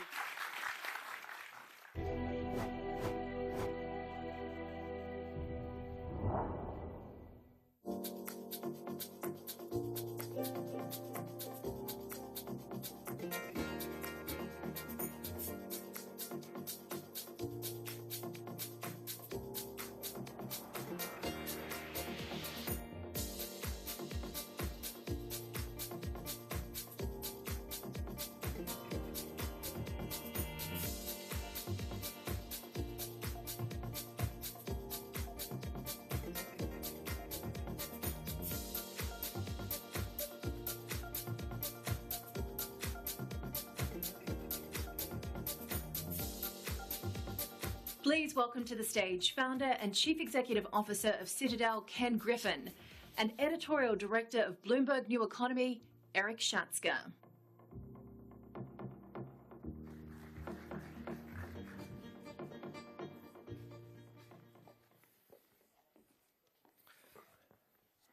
Ken, great to have you here in Singapore.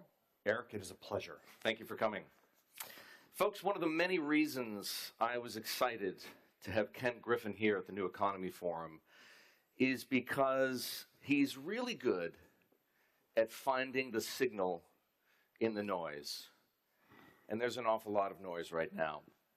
Ken, you run at Citadel a $30-odd billion hedge fund, and you also operate the world's largest market maker, and that gives you access to unique sets of data and analytical insights. So I want to know, what is your intel and what is your gut telling you about the state of the world right now? That's a great question. So the state of the world right now, there's been two big debates. Are we heading into recession? And what's the trajectory of inflation? And of course, the two are intertwined. I think we've been a little bit out of consensus. We have felt that we would not have a recession this year in 2022. And in North America, that's borne out to be true. We're highly confident we're going to finish this year on a modest growth note. Now, the issue, of course, is 2023, when the lagged effects of the Fed having increased rates will really start to grind on the economy. My team, for choice, thinks 2023, we avoid a recession. I'm a little more skeptical about that. I think that for the Fed to truly conquer inflation here, we're going to put unemployment somewhere with a mid-4 handle, and I find it hard to believe we're not going to have a recession at that point in time, sometime in the middle to back half of 2023. So a little bit of internal debate, and frankly what makes Citadel so special is we have these debates endlessly, and it pushes all of us to think more critically about our perspectives, our views, and of course ultimately the investment decisions that we make. On inflation, we think we've seen peak inflation. Now, owners' equivalent rent, which is a big driver of inflation, because of the way it's calculated and estimated, we'll see that continue to show inflationary pressure for the next few months. But spot rental rates appear to have peaked in many metropolitan areas a few weeks ago. So we think that one of the biggest drivers of consumer prices, which is rent, has reached a near-term peak. And then energy prices are likely to roll over in 2023 as compared to their 12-month prior. So two of your really big drivers of inflation, energy, rent, we think we've seen a peak in. And then across goods, we think this is going to be a really good holiday season for consumers because American companies have built up such a substantial inventory of goods that they're going to need to sell here heading into the holidays. So we think we're going to see pretty good pricing for consumers as goods become very attractively priced to move them out of warehouses. Now, why is that? Obviously, in the pandemic, you couldn't enjoy services. You couldn't take a vacation. You weren't getting a massage. You weren't going to dinner with friends. So you bought a lot of goods. I mean, I can't imagine how many flat-screen TVs were sold to Americans in the pandemic that are, frankly, not used nearly as much today as they were a year ago. So this shift from a goods-based economy to a service-based economy is going to create this depreciation in pricing of goods, which, of course, will help bring inflation down. So we think the inflationary path has peaked. We think by the end of 2023, our central view is inflation will be back to roughly a low to mid-2s range, which is a dramatic change from where we are today. Some Fed officials, and of course it's so important to talk about the Federal Reserve, it sets the risk-free rate for the rest of the world, and of course has created unbelievable complications with the strength of the dollar for emerging markets. Some Fed officials can say the time has already come to back off. I could cite Charles Evans. I could cite Lael Brainerd, who didn't say it's time now, but it will be time soon. Are we there yet? It's sort of like saying you go to your doctor, you've got a bacterial infection, and he gives you 10 pills to take, and you stop taking them after pill number 7. And then you relapse a few days later. Like, it's not yet time for us to change course on our monetary policy. We want to see that we put the inflation genie back in the bottle. We've endured a ton of pain in getting to this point. The housing market is definitely under duress. Durable goods sales are under duress. High-ticket items are just out of reach of consumers today, but we haven't gotten the job done. And to take the foot off the brake right now and not finish the job, I think is the absolute worst mistake the Fed could possibly make. Why? What happens if they, again, back off too early? If you take only 7 pills instead of 10, what are the consequences for the U.S. economy and for the global economy furthermore? So the biggest concern is you on-anchor inflation expectations. So right now, the American public believes, and not as much as we'd like, but the American public believes the Fed's going to get the job done. If we take the foot off the brake, we don't finish the course of antibiotics, and inflation starts to flare back up, the Fed will have lost credibility. If the Fed loses credibility and inflation expectations on anchor, then the amount by which we'll need to raise rates and deter economic growth will be a much bigger bill to pay. And we shouldn't put ourselves in a position to pay that bill. We should get the job done now. In our conversations, Ken, over the course of 2021 and over the course of 2022, you have flagged for me a number of risks to growth and prosperity. And among them were, and I think to a degree it still persists, the shortage of labor and rising wages, the possibility of an escalating war in Ukraine, escalating beyond where it is right now. In fact, it's, if anything, the situation looks more positive than it did when we last discussed it. The European energy situation, the ongoing pandemic, of course, and the rising tension level between the United States and China. What would you flag as the biggest risks right now?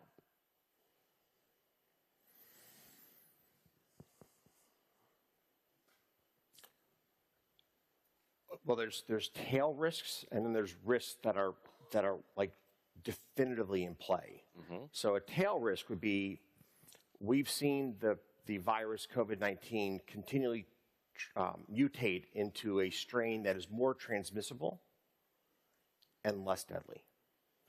But there's nothing that says that those two go hand in hand. So an example of a tail risk would be a mutation in COVID-19 that represents this level of transmittability, but a more lethal virus. So that would be just a horrible tail risk.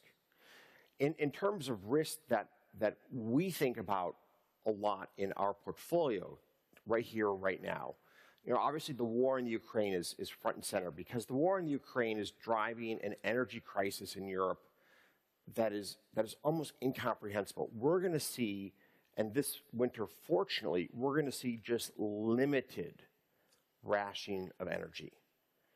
But if this war doesn't resolve by next summer, by this spring, next winter could be a much more difficult journey for Europe to get through in terms of gas supplies. So I think the duration of the war in Ukraine is an existential issue for Europe, for Germany in particular. And will the Germans maintain their willingness to support the Ukrainians as the cost to their economy continues to grow? And in particular, if winter 23-24 could involve a full-on energy crisis, what happens to the German psyche in supporting their neighbor in Europe? So that's a really big issue right here, right now. Structurally, the trade war with China is a huge loss for humanity. There's no other word for it. By bifurcating the technology stack between our two great nations, we are creating a world where, one, the Chinese have a huge incentive to engage in their Manhattan Project of semiconductor production. And the Chinese graduate about 4 times as many STEM graduates as the U.S. does a year. I think we're pretty naive to believe that we will have a permanent dominance given the strength of their engineering capabilities. And then if you march forward 3 years, 5 years, 7 years, as the Chinese tighten the gap between the U.S. and the West's capability and technology and their capability, I think you have the risk of a global fracturing of the tech stack, where you'll see the Wintel stack, Windows, Intel, of course, Intel today is Intel AMD, will be the dominant solution for Western firms, but the Chinese will provide the solution used by South America, used by Africa, potentially used by India. And that will really fracture Western domination in technology, which has been such an incredible source of high-paid jobs in America and American prosperity. I mean, for the state of California, the tech sector is just a huge part of the revenue tax base. Wouldn't you agree, though, that the Biden administration is in a tough position? On the one hand, there's intelligence, or at least informed speculation, that China is using advanced American semiconductor technology in next-generation weapon systems.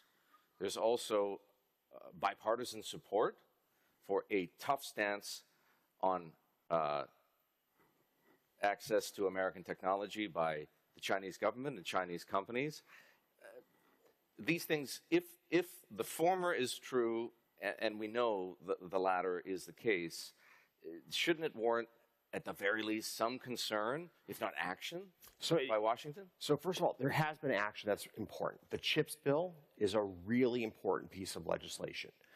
The United States has no ability to produce anywhere near the number of semiconductors it needs to run its economy. We are utterly and totally dependent upon the Taiwanese for modern semiconductors in America. Now, you could argue that by depriving the Chinese of access to semiconductors, we actually up the ante of the risk that they seize Taiwan. So it's not necessarily clear that we get the outcome that we want by depriving the Chinese of this technology. They could resort to other methods to secure this needed technology for their economy if they so choose. We're playing with fire here. Like, let's be very clear. Semiconductors, if we lose access to the Chinese or the Taiwanese semiconductors, hit the U.S. GDP is probably order of magnitude 5 to 10%. It's an immediate Great Depression. Those are big numbers. Those are big numbers. So the CHIPS Act, really important. Encouraging STEM degrees in America, really important. But what worries me is this sense in the halls of Washington that the West has a God-given right to be superior in its technological prowess when the facts would argue to the contrary. And we need to be very thoughtful about how our economy functions, what creates jobs in America, what creates prosperity for our country. And by forcing the Chinese to accelerate their R&D programs, I think we're buying very little in the way of strategic advantage at substantial long-term cost to our economy and our way of life. Let's talk about what's going on in those corridors of power in Washington. You've become one of the largest individual donors to political candidates in the United States, and as a result, your voice carries an increasing amount of weight inside the Republican Party. A week ago, Ken, as everyone here knows, America held a midterm election, and the outcome was something of a surprise. There was no, call it, red wave, and many Republicans endorsed by former President Trump were beaten by Democrats. What conclusions have you drawn from those results? So the red whipple, that moment in American history, it was a great moment. American voters came out in droves in the midterm. That engagement by the American voter, that's priceless. This is a triumph of democracy that we watched play out just a few days ago. And in particular, not only did voters come out in substantial quantities, they voted split tickets. They would vote for Democrats where they thought the Democrat had the better perspective and policies, and they'd vote for Republicans where they thought the Republicans had delivered better policies and better perspectives on the future. That level of engagement by the American voter and a very healthy middle coming out to vote, that's a triumph of democracy. So I'm really actually quite happy about the midterms. And seeing that people on both fringes not win an election tells you that candidate quality matters. And that's really important in terms of both parties now having to advance better candidates in 2024. Because let's be clear, what we want in our country is we want better leaders in Washington. We want less partisanship, we want more cooperation, we want more thoughtfulness, and this election was a statement by voters that we've had enough. So I actually feel pretty good about the 22 midterms. You've told me, Ken, and you told others that it was, and presumably still is time for America to move on from Trump. Tonight in Florida, the former president is expected to announce his campaign to retake the White House in 2024. And as we all know, I think everyone in this room probably knows, because it's hard to take your eyes off of the U.S. political puzzle, one of his likely challengers for that Republican nomination is Florida Governor Ron DeSantis, who just cruised to re-election victory in last week's vote. And I should point out that Ken has been a political and financial supporter of Governor DeSantis. How do you think that rivalry plays out, Ken? Trump versus DeSantis? Well, let's take a huge step back and go right to the very start of the question. So President Trump very likely to announce he's going to run for president. And I must tell you, having worked with him directly during the onset of the pandemic, he cares deeply about America. And the team he put around him to help us navigate the pandemic, let's be clear, Operation Warp Speed is an American success story. We led the world in bringing that vaccine to market, which saved millions of lives around the world. So a lot of good things happened in that administration under his leadership. Now, conversely, very divisive moment in American politics. And it ended in a really ugly way through the election on January 6th. And I think for just a litany of reasons, it's time the country moves forward. We should thank the president for his leadership over the pandemic.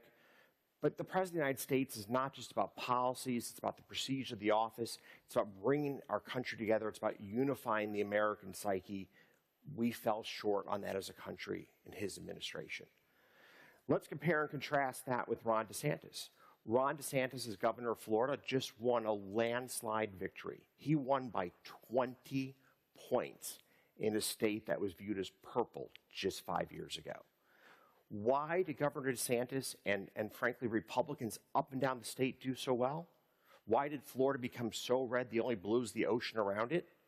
It's because the policies of his administration were winning policies for the citizens of Florida. The ability to keep the economy open during the pandemic while protecting the lives of elderly was a huge win. Keeping schools open has been a huge win for children. The loss of learning that was mitigated by that is just tremendous. The state has been incredibly well run from a perspective of fiscal discipline, a $21 billion surplus last year. A state that cut taxes that has no income tax to start with. So DeSantis won by a landslide because on the merits of his leadership, the state of Florida has delivered for its citizens. So now you talk about the battle for the White House. DeSantis is going to run on a record of just unbelievable accomplishment and a record of having brought the people of Florida together in a way that they're incredibly proud of the state that they live in. The question the Republican Party is wrestling with is, should it unite, if you will, behind DeSantis now, or should it let the Trump-DeSantis rivalry play out, possibly in a battle for the soul of the party that potentially puts it at a disadvantage relative to the Democrats 2 years from now? So we all have this sort of fantasy that these decisions are made by people in these back rooms. I haven't found that room, and I don't know those people. So in the United States, in both parties, the people that are running for the office of the president, they're on a mission on their own. And they're going to do what they're going to do. The process has to play out. The process has to play out. Now, I really do hope that President Trump sees the writing on the wall. He lost in 2020. We lost Georgia because of his behavior in the Senate race in 2020. That's a second loss. And then this year, the Republicans lost the Senate because the Trump-backed candidates in the Senate races were rejected by American voters. That's a three-time loser. And I'd like to think that the Republican Party is ready to move on from somebody who's been, for this party, a three-time loser. The process will play out, but you can influence the process. You've demonstrated most recently in Illinois, from a state from which you just moved, that you're prepared to spend tens of millions of dollars on candidates in whom you believe. You clearly believe in Governor DeSantis. Would you say now, right here, how much you're prepared to spend to put Governor DeSantis in the White House? Well, so it's not that easy in America either to do that. you can't buy a political seat. You can buy a voice for politicians to run with. They can have the ability to express their ideas and engage with voters, but you can't buy an elected seat. And in Illinois, I supported Richard Irvin with a $50 million contribution because, frankly, as the mayor of Aurora, he was an incredible success story. As an African American who grew up in the projects and went on to be a lawyer, a prosecutor, to serve as mayor, an incredible life journey.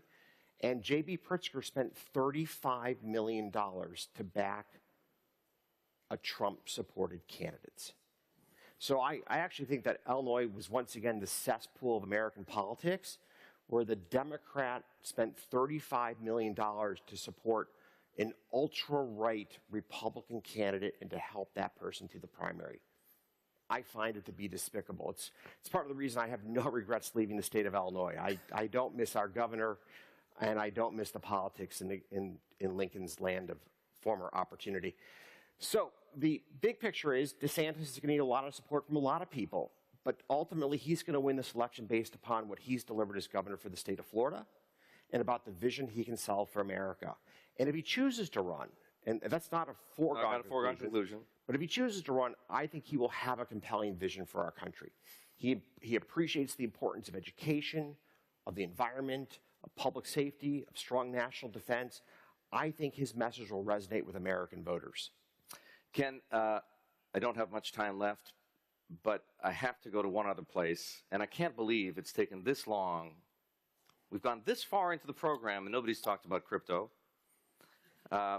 You and I have had a long-running conversation about cryptocurrencies, and every time you were critical of crypto, remember the time you described it as a jihadist call against the dollar? You were pilloried by the crypto faithful. And of course, when Citadel started a crypto trading business, they celebrated your supposed capitulation. So that's the scene setter for the question, folks. What I want to know from you, Ken, is what do you make of the spectacular collapse of Sam Bankman-Fried's FTX? Well, okay, so big picture, the crypto market cap today is a fraction of what it was when we first started talking about it. So crypto's not front It was and $3 center. trillion, and now it's well under $1 billion. It's like 800 billion, of which a big part of that's stable coins, right? So you really move back into a world of Bitcoin and Ethereum as the two dominant cryptocurrencies, both of which actually happen to be CFTC regulated.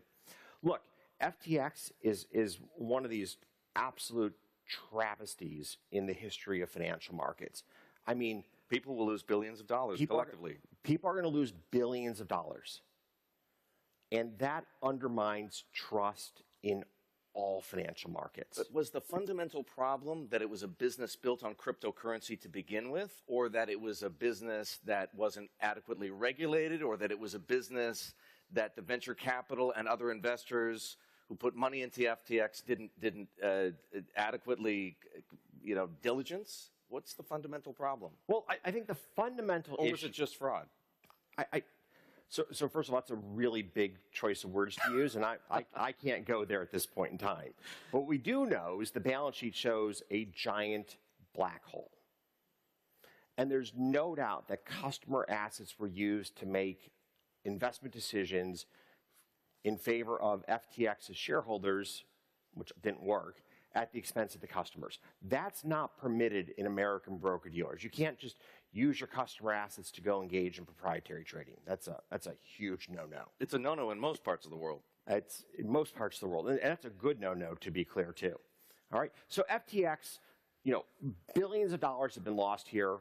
The confidence, though, of a generation in financial markets has also been shaken. And that's really awful because the 20-some-year-olds to 40-year-olds who are so engaged in crypto, they've got to save for their retirement. And if they don't believe or trust in financial markets, this is a huge problem. They need to own stocks. They need to own corporate debt. They need to partake in our global capital markets. Now, with FTX, there are a few points here that we should talk about. The turf war by American regulators has got to end. It's just preposterous that without naming the agencies, they all dance around who owns what, and the bottom line is American investors have really gotten hurt here to the tune of hundreds of billions of dollars in decline in market cap in crypto over the last 2 years. I mean, that really strikes at the entire core or essence of what's investor protection all about. The second is that FTX crosses into a zone that all of us are worried about. You know, on the balance sheet of FTX is a line called Trump lose. And Sam was the second biggest donor to Democratic candidates. I'm going to leave it to everybody else to draw their own conclusions about what you're saying here. Right? Those are really, really ugly facts when you see a fraud of this magnitude having played out, and you find no regulators were there to prevent it. That's a really, really tough story. We could talk for quite a while about FTX. Sadly, we don't have it, so I have to finish with this. That the Miami Heat, the basketball team that plays in your new home of Miami, is terminating its relationship with FTX. No surprise, of course. And also no surprise, it's looking for a new corporate partner. If you drive down Biscayne Boulevard, at least until last week, you saw the 3 letters FTX on that arena. Will we see Citadel take their place? So it turns out that it appears that having your name on a stadium is really bad karma. So I think you're going to see that several $100 million invested in our new corporate headquarters in Miami, which we do think will be an icon in Miami, and it's a testament to our commitment to the great city of Miami and the state of Florida, which is the headquarters of Citadel, and we are so proud to be part of the community and to call Miami home. Ken, on that note, I want to thank you very much for being here in Singapore and joining us at the New Economy Forum. Ladies and gentlemen, great to be here. Ken Griffin.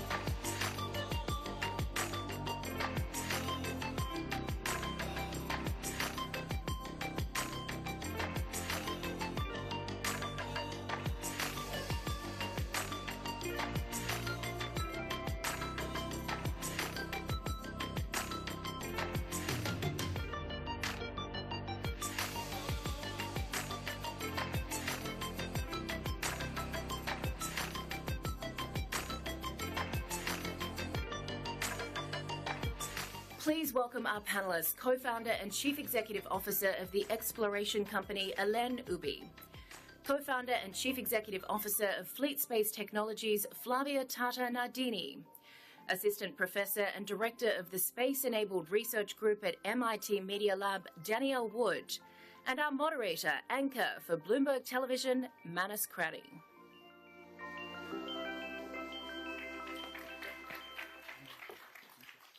Ladies, gentlemen, good afternoon. I think we've technically broken into the afternoon. This is probably one of the heaviest hitting panels that I've ever done. I've got 2 engineers and 1 mathematician. So these ladies are going to open your imagination and take you to somewhere perhaps that you've never really thought about going. We're talking about space. It is T-60, the race. But what I want to do here is I want to bring the opportunities to life. Perhaps you've never really thought about commodity trading. Well, Flavia is going to make that come alive. So we're going to start with the biggest opportunities that there are. Flavia, let's kick it off. You're in Australia. You've been there 10 years. You've raised capital. But you blew my mind with what it is that you put into space and what you do. Good morning. Good afternoon. Good morning. And yeah, so glad to be in this beautiful city. So thanks, Singapore, for hosting all of us with our space ambitions. I am based in South Australia, Adelaide, Italian rocket scientist, and founded a company 7 years ago that has gone very well. We have a constellation of satellites for, we look for critical minerals. So we use satellites to find lithium, copper, and all the minerals that are important for the energy transition. I've been a space nerd since a young age. Now a CEO, so I've got a different job. But I've been always fascinated about the ability to just bring space to a normal entrepreneur. So as you can see, you got 3 women here. You don't have Jeff Bezos, Elon Musk, or Richard Branson. But we are building some incredible space activities all around the world. So we use our satellites, and it's, you know, in Australia, mining is a very big industry. I'm very passionate about the energy transition and batteries and all the growth that this will require in the next 20 years. So we found a solution to use very small satellites, kind of changing the infrastructure cost in the sky to enable new business models on Earth. And we found this amazing application that allows us to look for critical minerals and allow customers around the world not to drill as much. Okay, and we'll come back to that. There's some pretty impressive stats in terms of the sustainability. So the satellites that you put up there are the size, I think the smallest one is the size of a pizza box. The woman who's going to revolutionize how we connect with one another in space, build in space, transport in space, it is Elaine. Infrastructure. I mean, when we got together on Zoom, Elaine, you said, okay, Manus, we've got 2 space stations at the moment, and the objective is probably 8 to 10. Now, how quickly do we get there? Is that burning ambition, or is that reality, and is that an opportunity? Yeah, so probably, I don't know, not all of you realize, but indeed, when we look up there, we have 2 space stations, let's say, orbiting around the Earth. So indeed, one Chinese and the International Space Station. If we now place ourselves 10 years ahead, probably there'll be around 8 space stations, 2 around the moon, and around about 6 around the Earth. So probably 1 Indian, probably 2 to 3 private American space stations, and potentially an additional Russian one.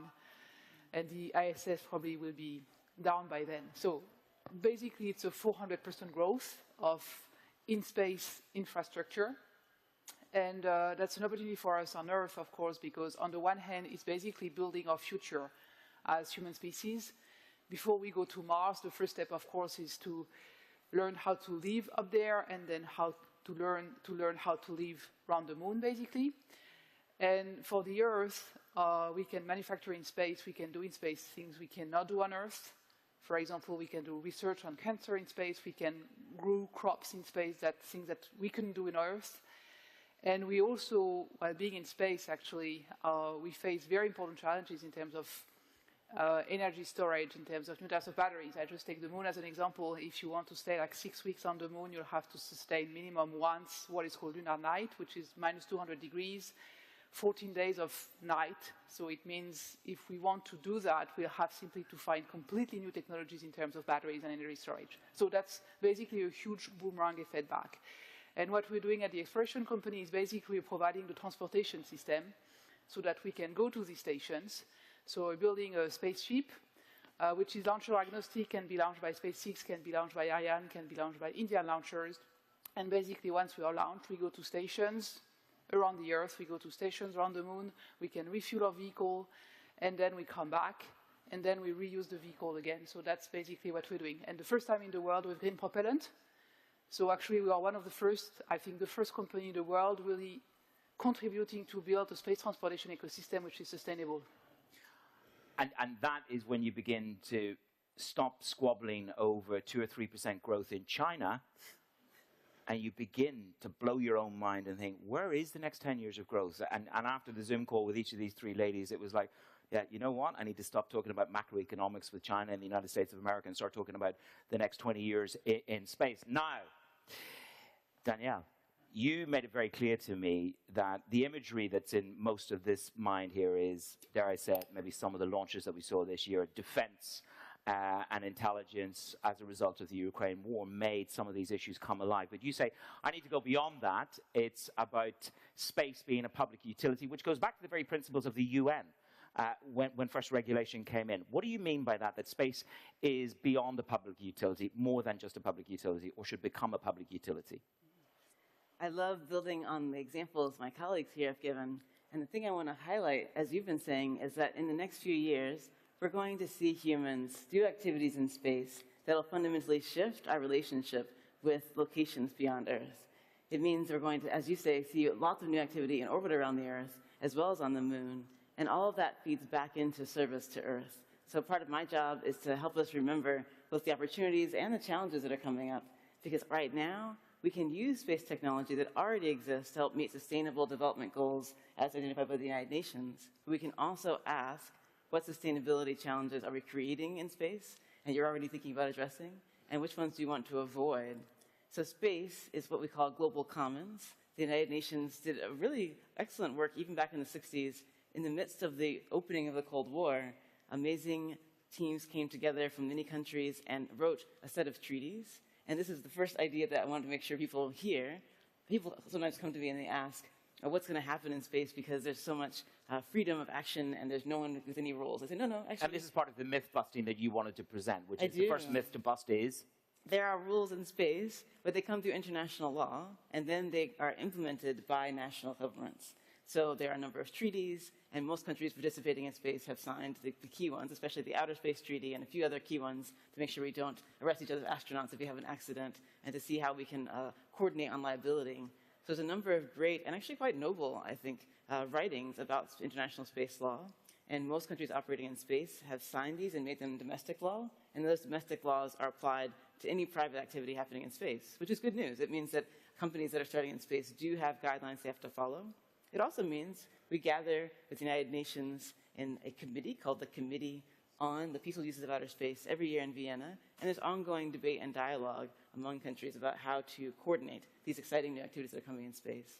And those UN principles are peaceful purposes, accessible to all countries, and benefits of all countries, and every state is internationally responsible for the junk you leave behind. We'll come to junk in just a moment. It's amazing, actually, what you begin to read when you prepare for something which is slightly off your own beat. So one word which has permeated across the conversation so far is about sustainability. So Flavia, when you and I caught up, you talked about there's 5 million drill holes, the success rate is 0.5%, and what you can do in your world is dramatically improve the hit ratio and perhaps the carbon footprint for big miners. Make it come alive for the audience. So what you all need to understand that, probably you look at the space industry and you think, what is going on? Why there are $1 billion of investment in a reusable rocket, or people going to go around and have a look at Earth? There is a lot of money invested in this industry, and from Vigilant to PE to Growth Fund, it's been incredible in the past 20 years. But I think the key to understand is that space has always been very infrastructure heavy, very expensive, just for fuel, but this has been changing. So when you change that, and it really changed with software entrepreneur entering into the space industry, right? Kind of changing a little bit the dynamics. You enable a different way to do space. So look at Elon Musk, right? Elon Musk had an incredible idea to reuse rocket to launch satellites. You probably think, what does it have to do with anything, right? The reality is that in the past 5 years ago, I was launching one of my satellites for $1 million. Now it costs me a couple of $100K. So in 4 years, the economics has changed.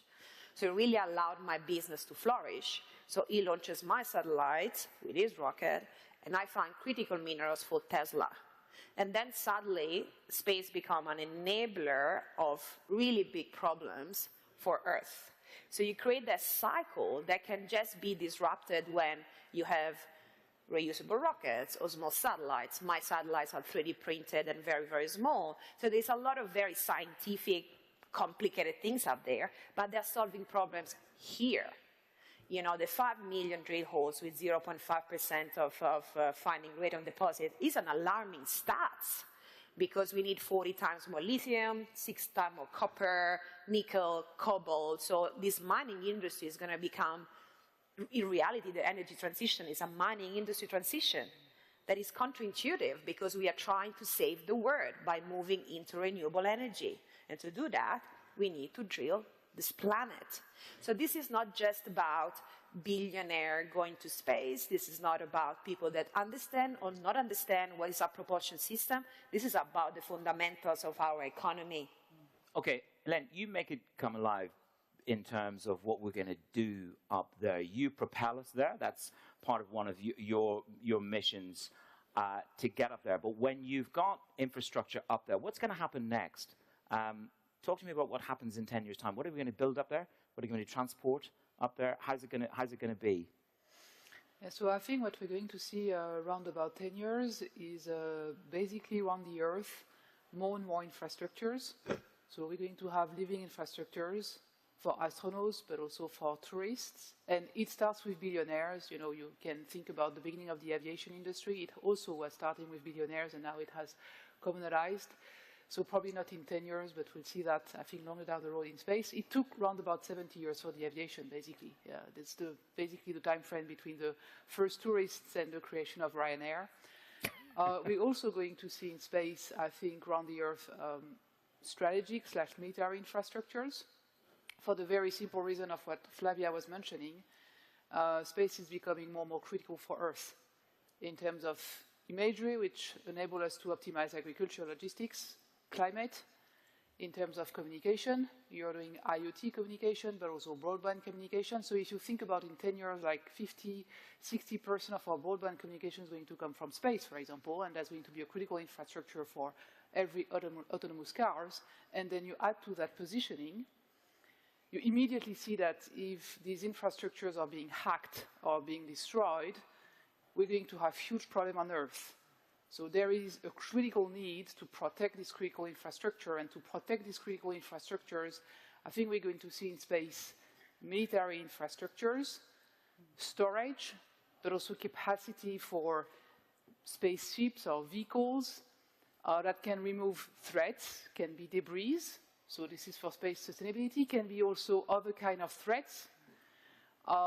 Basically these vehicles will also have the need to refuel, because they need a high velocity on the one hand, and they need also the capacity to stay in their, I would say, operational area, and this means refueling. So I think what we're going to see around the Earth in 10 years is, on the one hand, a commercialization with space tourism, with infrastructure to basically be a research platform from the Earth. So using microgravity for discovering new types of crops, doing a lot of progress in medicine, so that's a research platform basically. And on the other hand, basically strategic military infrastructures, basically to protect this critical communication, positioning, and Earth observation infrastructures that will have become absolutely critical for life on Earth. And Danielle, that's where I want to bring you into the conversation. By the way, I get the funny feeling that it's going to be she who discovers the energy complex on the dark side of the moon is probably going to be the winner in this race, not Jeff or Elon or Richard. We'll come to those in a moment. There's a question from the audience. Everybody, please pop a question in. This is not my show. This is your show. Pop a question in. Ask the question that perhaps I haven't thought of. But Danielle, to you, when we chatted, you say, but Manus, there are no weapons of mass destruction. We're in the midst of a Ukraine-Russia war. The hyperbole in the media is, of course, the weaponization of space. We've seen Elon Musk do the good with Starlink for Ukraine.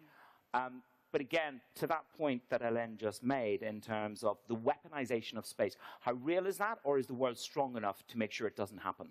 All right. So loving the history you're all bringing, I was going to add the idea that you talked about the changes in launch costs, and I think we also want to bring in what you mentioned was the small satellite technology, which is also a series of universities and small companies that have demonstrated how we can build things with smaller systems, also leveraging the technologies in our phones, for example. And so this helps us think about your question. First, people might hear a headline, such as like the United States opening a space force, and think that something brand new is happening. But we have to recall that there's been military activity since the beginning of the space era. The military is really far outspending everyone else, especially in the US, in space, so that's not changing. The questions are going to become, I think, like Hélène said, what does it mean for militaries to find that their need to support their national assets is both on Earth and in space? What's exciting to ask is, what are the opportunities because of the mutual interdependence that we'll continue to have in space in a way that's also real on Earth? I think the next phase is noting that there's many more players than maybe we're giving credit to. My team, we build prototypes of systems that can promote sustainability on Earth and in space, and one example is low-cost sensors to make measurements for science. We've been invited by the United Arab Emirates to include a very small and simple payload on their rover, which is going to the moon soon.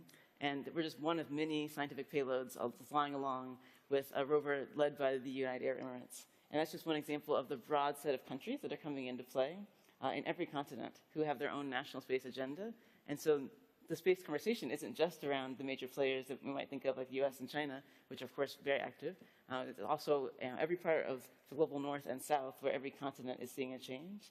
So international relations is happening both on the ground and in space. One example to consider is the new African continent-wide agency for space, which is then supporting the work of also multiple national agencies in countries like South Africa, Benin, Ghana, places like Rwanda, where there are activities in space either to apply applications or to do work to have a national capability in space. So again, another propulsion. We've got a couple of questions from the audience, so let's ask you these. Okay, very quick response on these, ladies, if you will. How concerned are you that Elon Musk's focus on Twitter is a distraction on the important work of SpaceX? A quick response. Hélène, do you think it's a distraction to the space race? I think Elon has proven that he can do many things at the same time with SpaceX and Tesla, so I'm not really worried. Flavia? It should be okay. I think he has demonstrated a lot, and maybe the distraction will be useful for the companies to work more calmly. We should see. Okay. The other question that's come in, Danielle, why don't you take this, which is, which country is winning the space race? Interesting use of word, race rather than war. Which country do you think is leading the way, leading the charge? European, Australian, we have on the panel. China. No, There is, if you look how many rocket companies are built in China, you guys just don't know. Like China has got most of the satellite company in the world. They got 5, 6, 7, 8 rockets that work. They're doing a good job. China's way out ahead. Danielle, for you, who's winning the space race? I mean, how do we define space race? But who is perhaps the most innovative, doing perhaps the most futuristic work that we need to talk more about? In a way, I think it's the wrong question, because I think the question will be, which countries are going to set an example for the behavior that we want to see repeated in space in the future? So the question I'm asking is, as we're seeing the first activities where humans will stay through multiple lunar nights on the moon, as that becomes a reality, as we start to create infrastructure, we have key questions to ask that are going to set a precedent.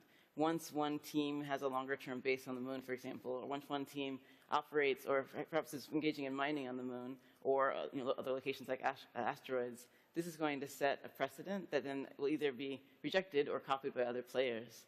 And I see possible futures. I think I really appreciated the earlier discussion on we may not predict the future, but we should plan for the possible futures that can come. I see a case where China takes a direct action that then sets an example that either the global community is proud of or has concerns about. And I see a need for debating that, hopefully before I think mistakes are made. I think the moon is small and we want to protect it from basically from pollution. And you lead the European initiatives, you have done in the past, Hélène. So are you going to be nationalistic, or are you going to agree that maybe the Chinese might be out ahead? No, I think it depends from, let's say, which point of view you look at. If you look basically, I think, at who's done the most impressive progress in the past 20 years, I would agree with Flavia. I think, China is very, very impressive. If we look at where China was like 20 years ago and where China is today, it's very, very impressive. And let's remember that China was the first to land at the dark face of the moon, which from a technical perspective is a huge challenge. Now, if we look at who has the most, let's say, innovative idea and has been absolutely transformational for the space sector, of course, it's Elon Musk. So I'm not saying the United States, I'm saying Elon Musk and SpaceX. And what I'm trying to build in Europe, and I think that's extremely important actually, as I told you, we are the first space transportation company using green propellant for a very big vehicle. So you can think of our SpaceX basically is around about 10 tons. It's going to carry around about 4 tons to space stations, around 3 tons to the moon. And we are also the first in the world to open source our brain system and to share that with others. And for me, this is the very core DNA of Europe, which is about cooperation. And we will not be able to create a sustainable space ecosystem, a cooperative one, if we, as Europeans, we are not strong. And of course, I'm building a very profitable company. I have raised a lot of private money. So I'm very successful in raising money and delivering. So there is no point that we are here, to basically to do philanthropy. But I also want the company to embody the core value of Europe, which is about cooperation. Yes. And I think this is absolutely needed in space today. And this is where Europe can play a leading role, actually. So to answer your question, is depending on which you point. Fastest growth, China, most innovative, Musk, and I think cooperation, Europe needs to take a leading position here. If I may, I just jump in on the pronouncement of Musk as an individual, because I think we can't separate that from the idea that government policies, in this case from NASA, for example, have been right in step, meaning Musk wouldn't be where they are currently, and the broader team where they are, if the government wasn't also agreeing to partner with them to create marketplaces for the kind of work they're doing. So I think there's lots of funding, but also technical support and engagement between SpaceX in this case and NASA, and which is part of government policy to say we want companies to have these capabilities. So I think it's great to see that individual visionaries are there, but they're part of big teams that have sort of years of government and engagement. So I think adding that is important. So a message I have to investors to say, if you are considering investing in a space company, ask what role the government does play or might play that becomes part of the anchor market, the anchor tenant, you might say, on a space station, for example, because that's probably going to still be important for years to come, which I think is not a bad thing, because space is a public utility, going back to an earlier question. It provides public services. Very briefly, because the clock ticks down, and the one thing that fascinates my mind is about asset management, portfolio management. And this room is filled, and indeed beyond, the audience beyond, with investors. You don't need capital, you're oversubscribed. You're open to capital, and you're open to capital. How much do people here in this audience and beyond need to begin to understand about allocation of capital to space and beyond? Very briefly, in 20 seconds each. Hélène. Okay, so I think space is a business basically where the winner takes it all. So if you invest in space, I would recommend that you really look into the technology and to make sure that the company is at the down of a market and able to basically become number one or number two in this market in the next 5 to 10 years. Are you going to be number one? And then you have in the next winning 5 years? infrastructure, basically. Are you going to be number one and number two in the next 5 to 10 years? Of course. She's already is number one. Flavia. For me, what I've learned, I'm finalizing our CRC raise. It's a really big one. What I've learned is if you're a good tech and you have a market feed that is not as common when you have a space company. So if your revenue is very, very high, it's rare.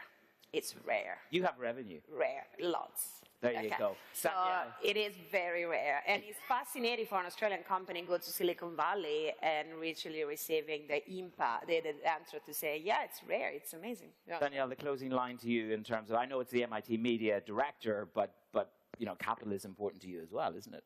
Sure. We're asking companies through our project called the Space Sustainability Rating to voluntarily participate in a way to show basically their environmental sustainability commitment.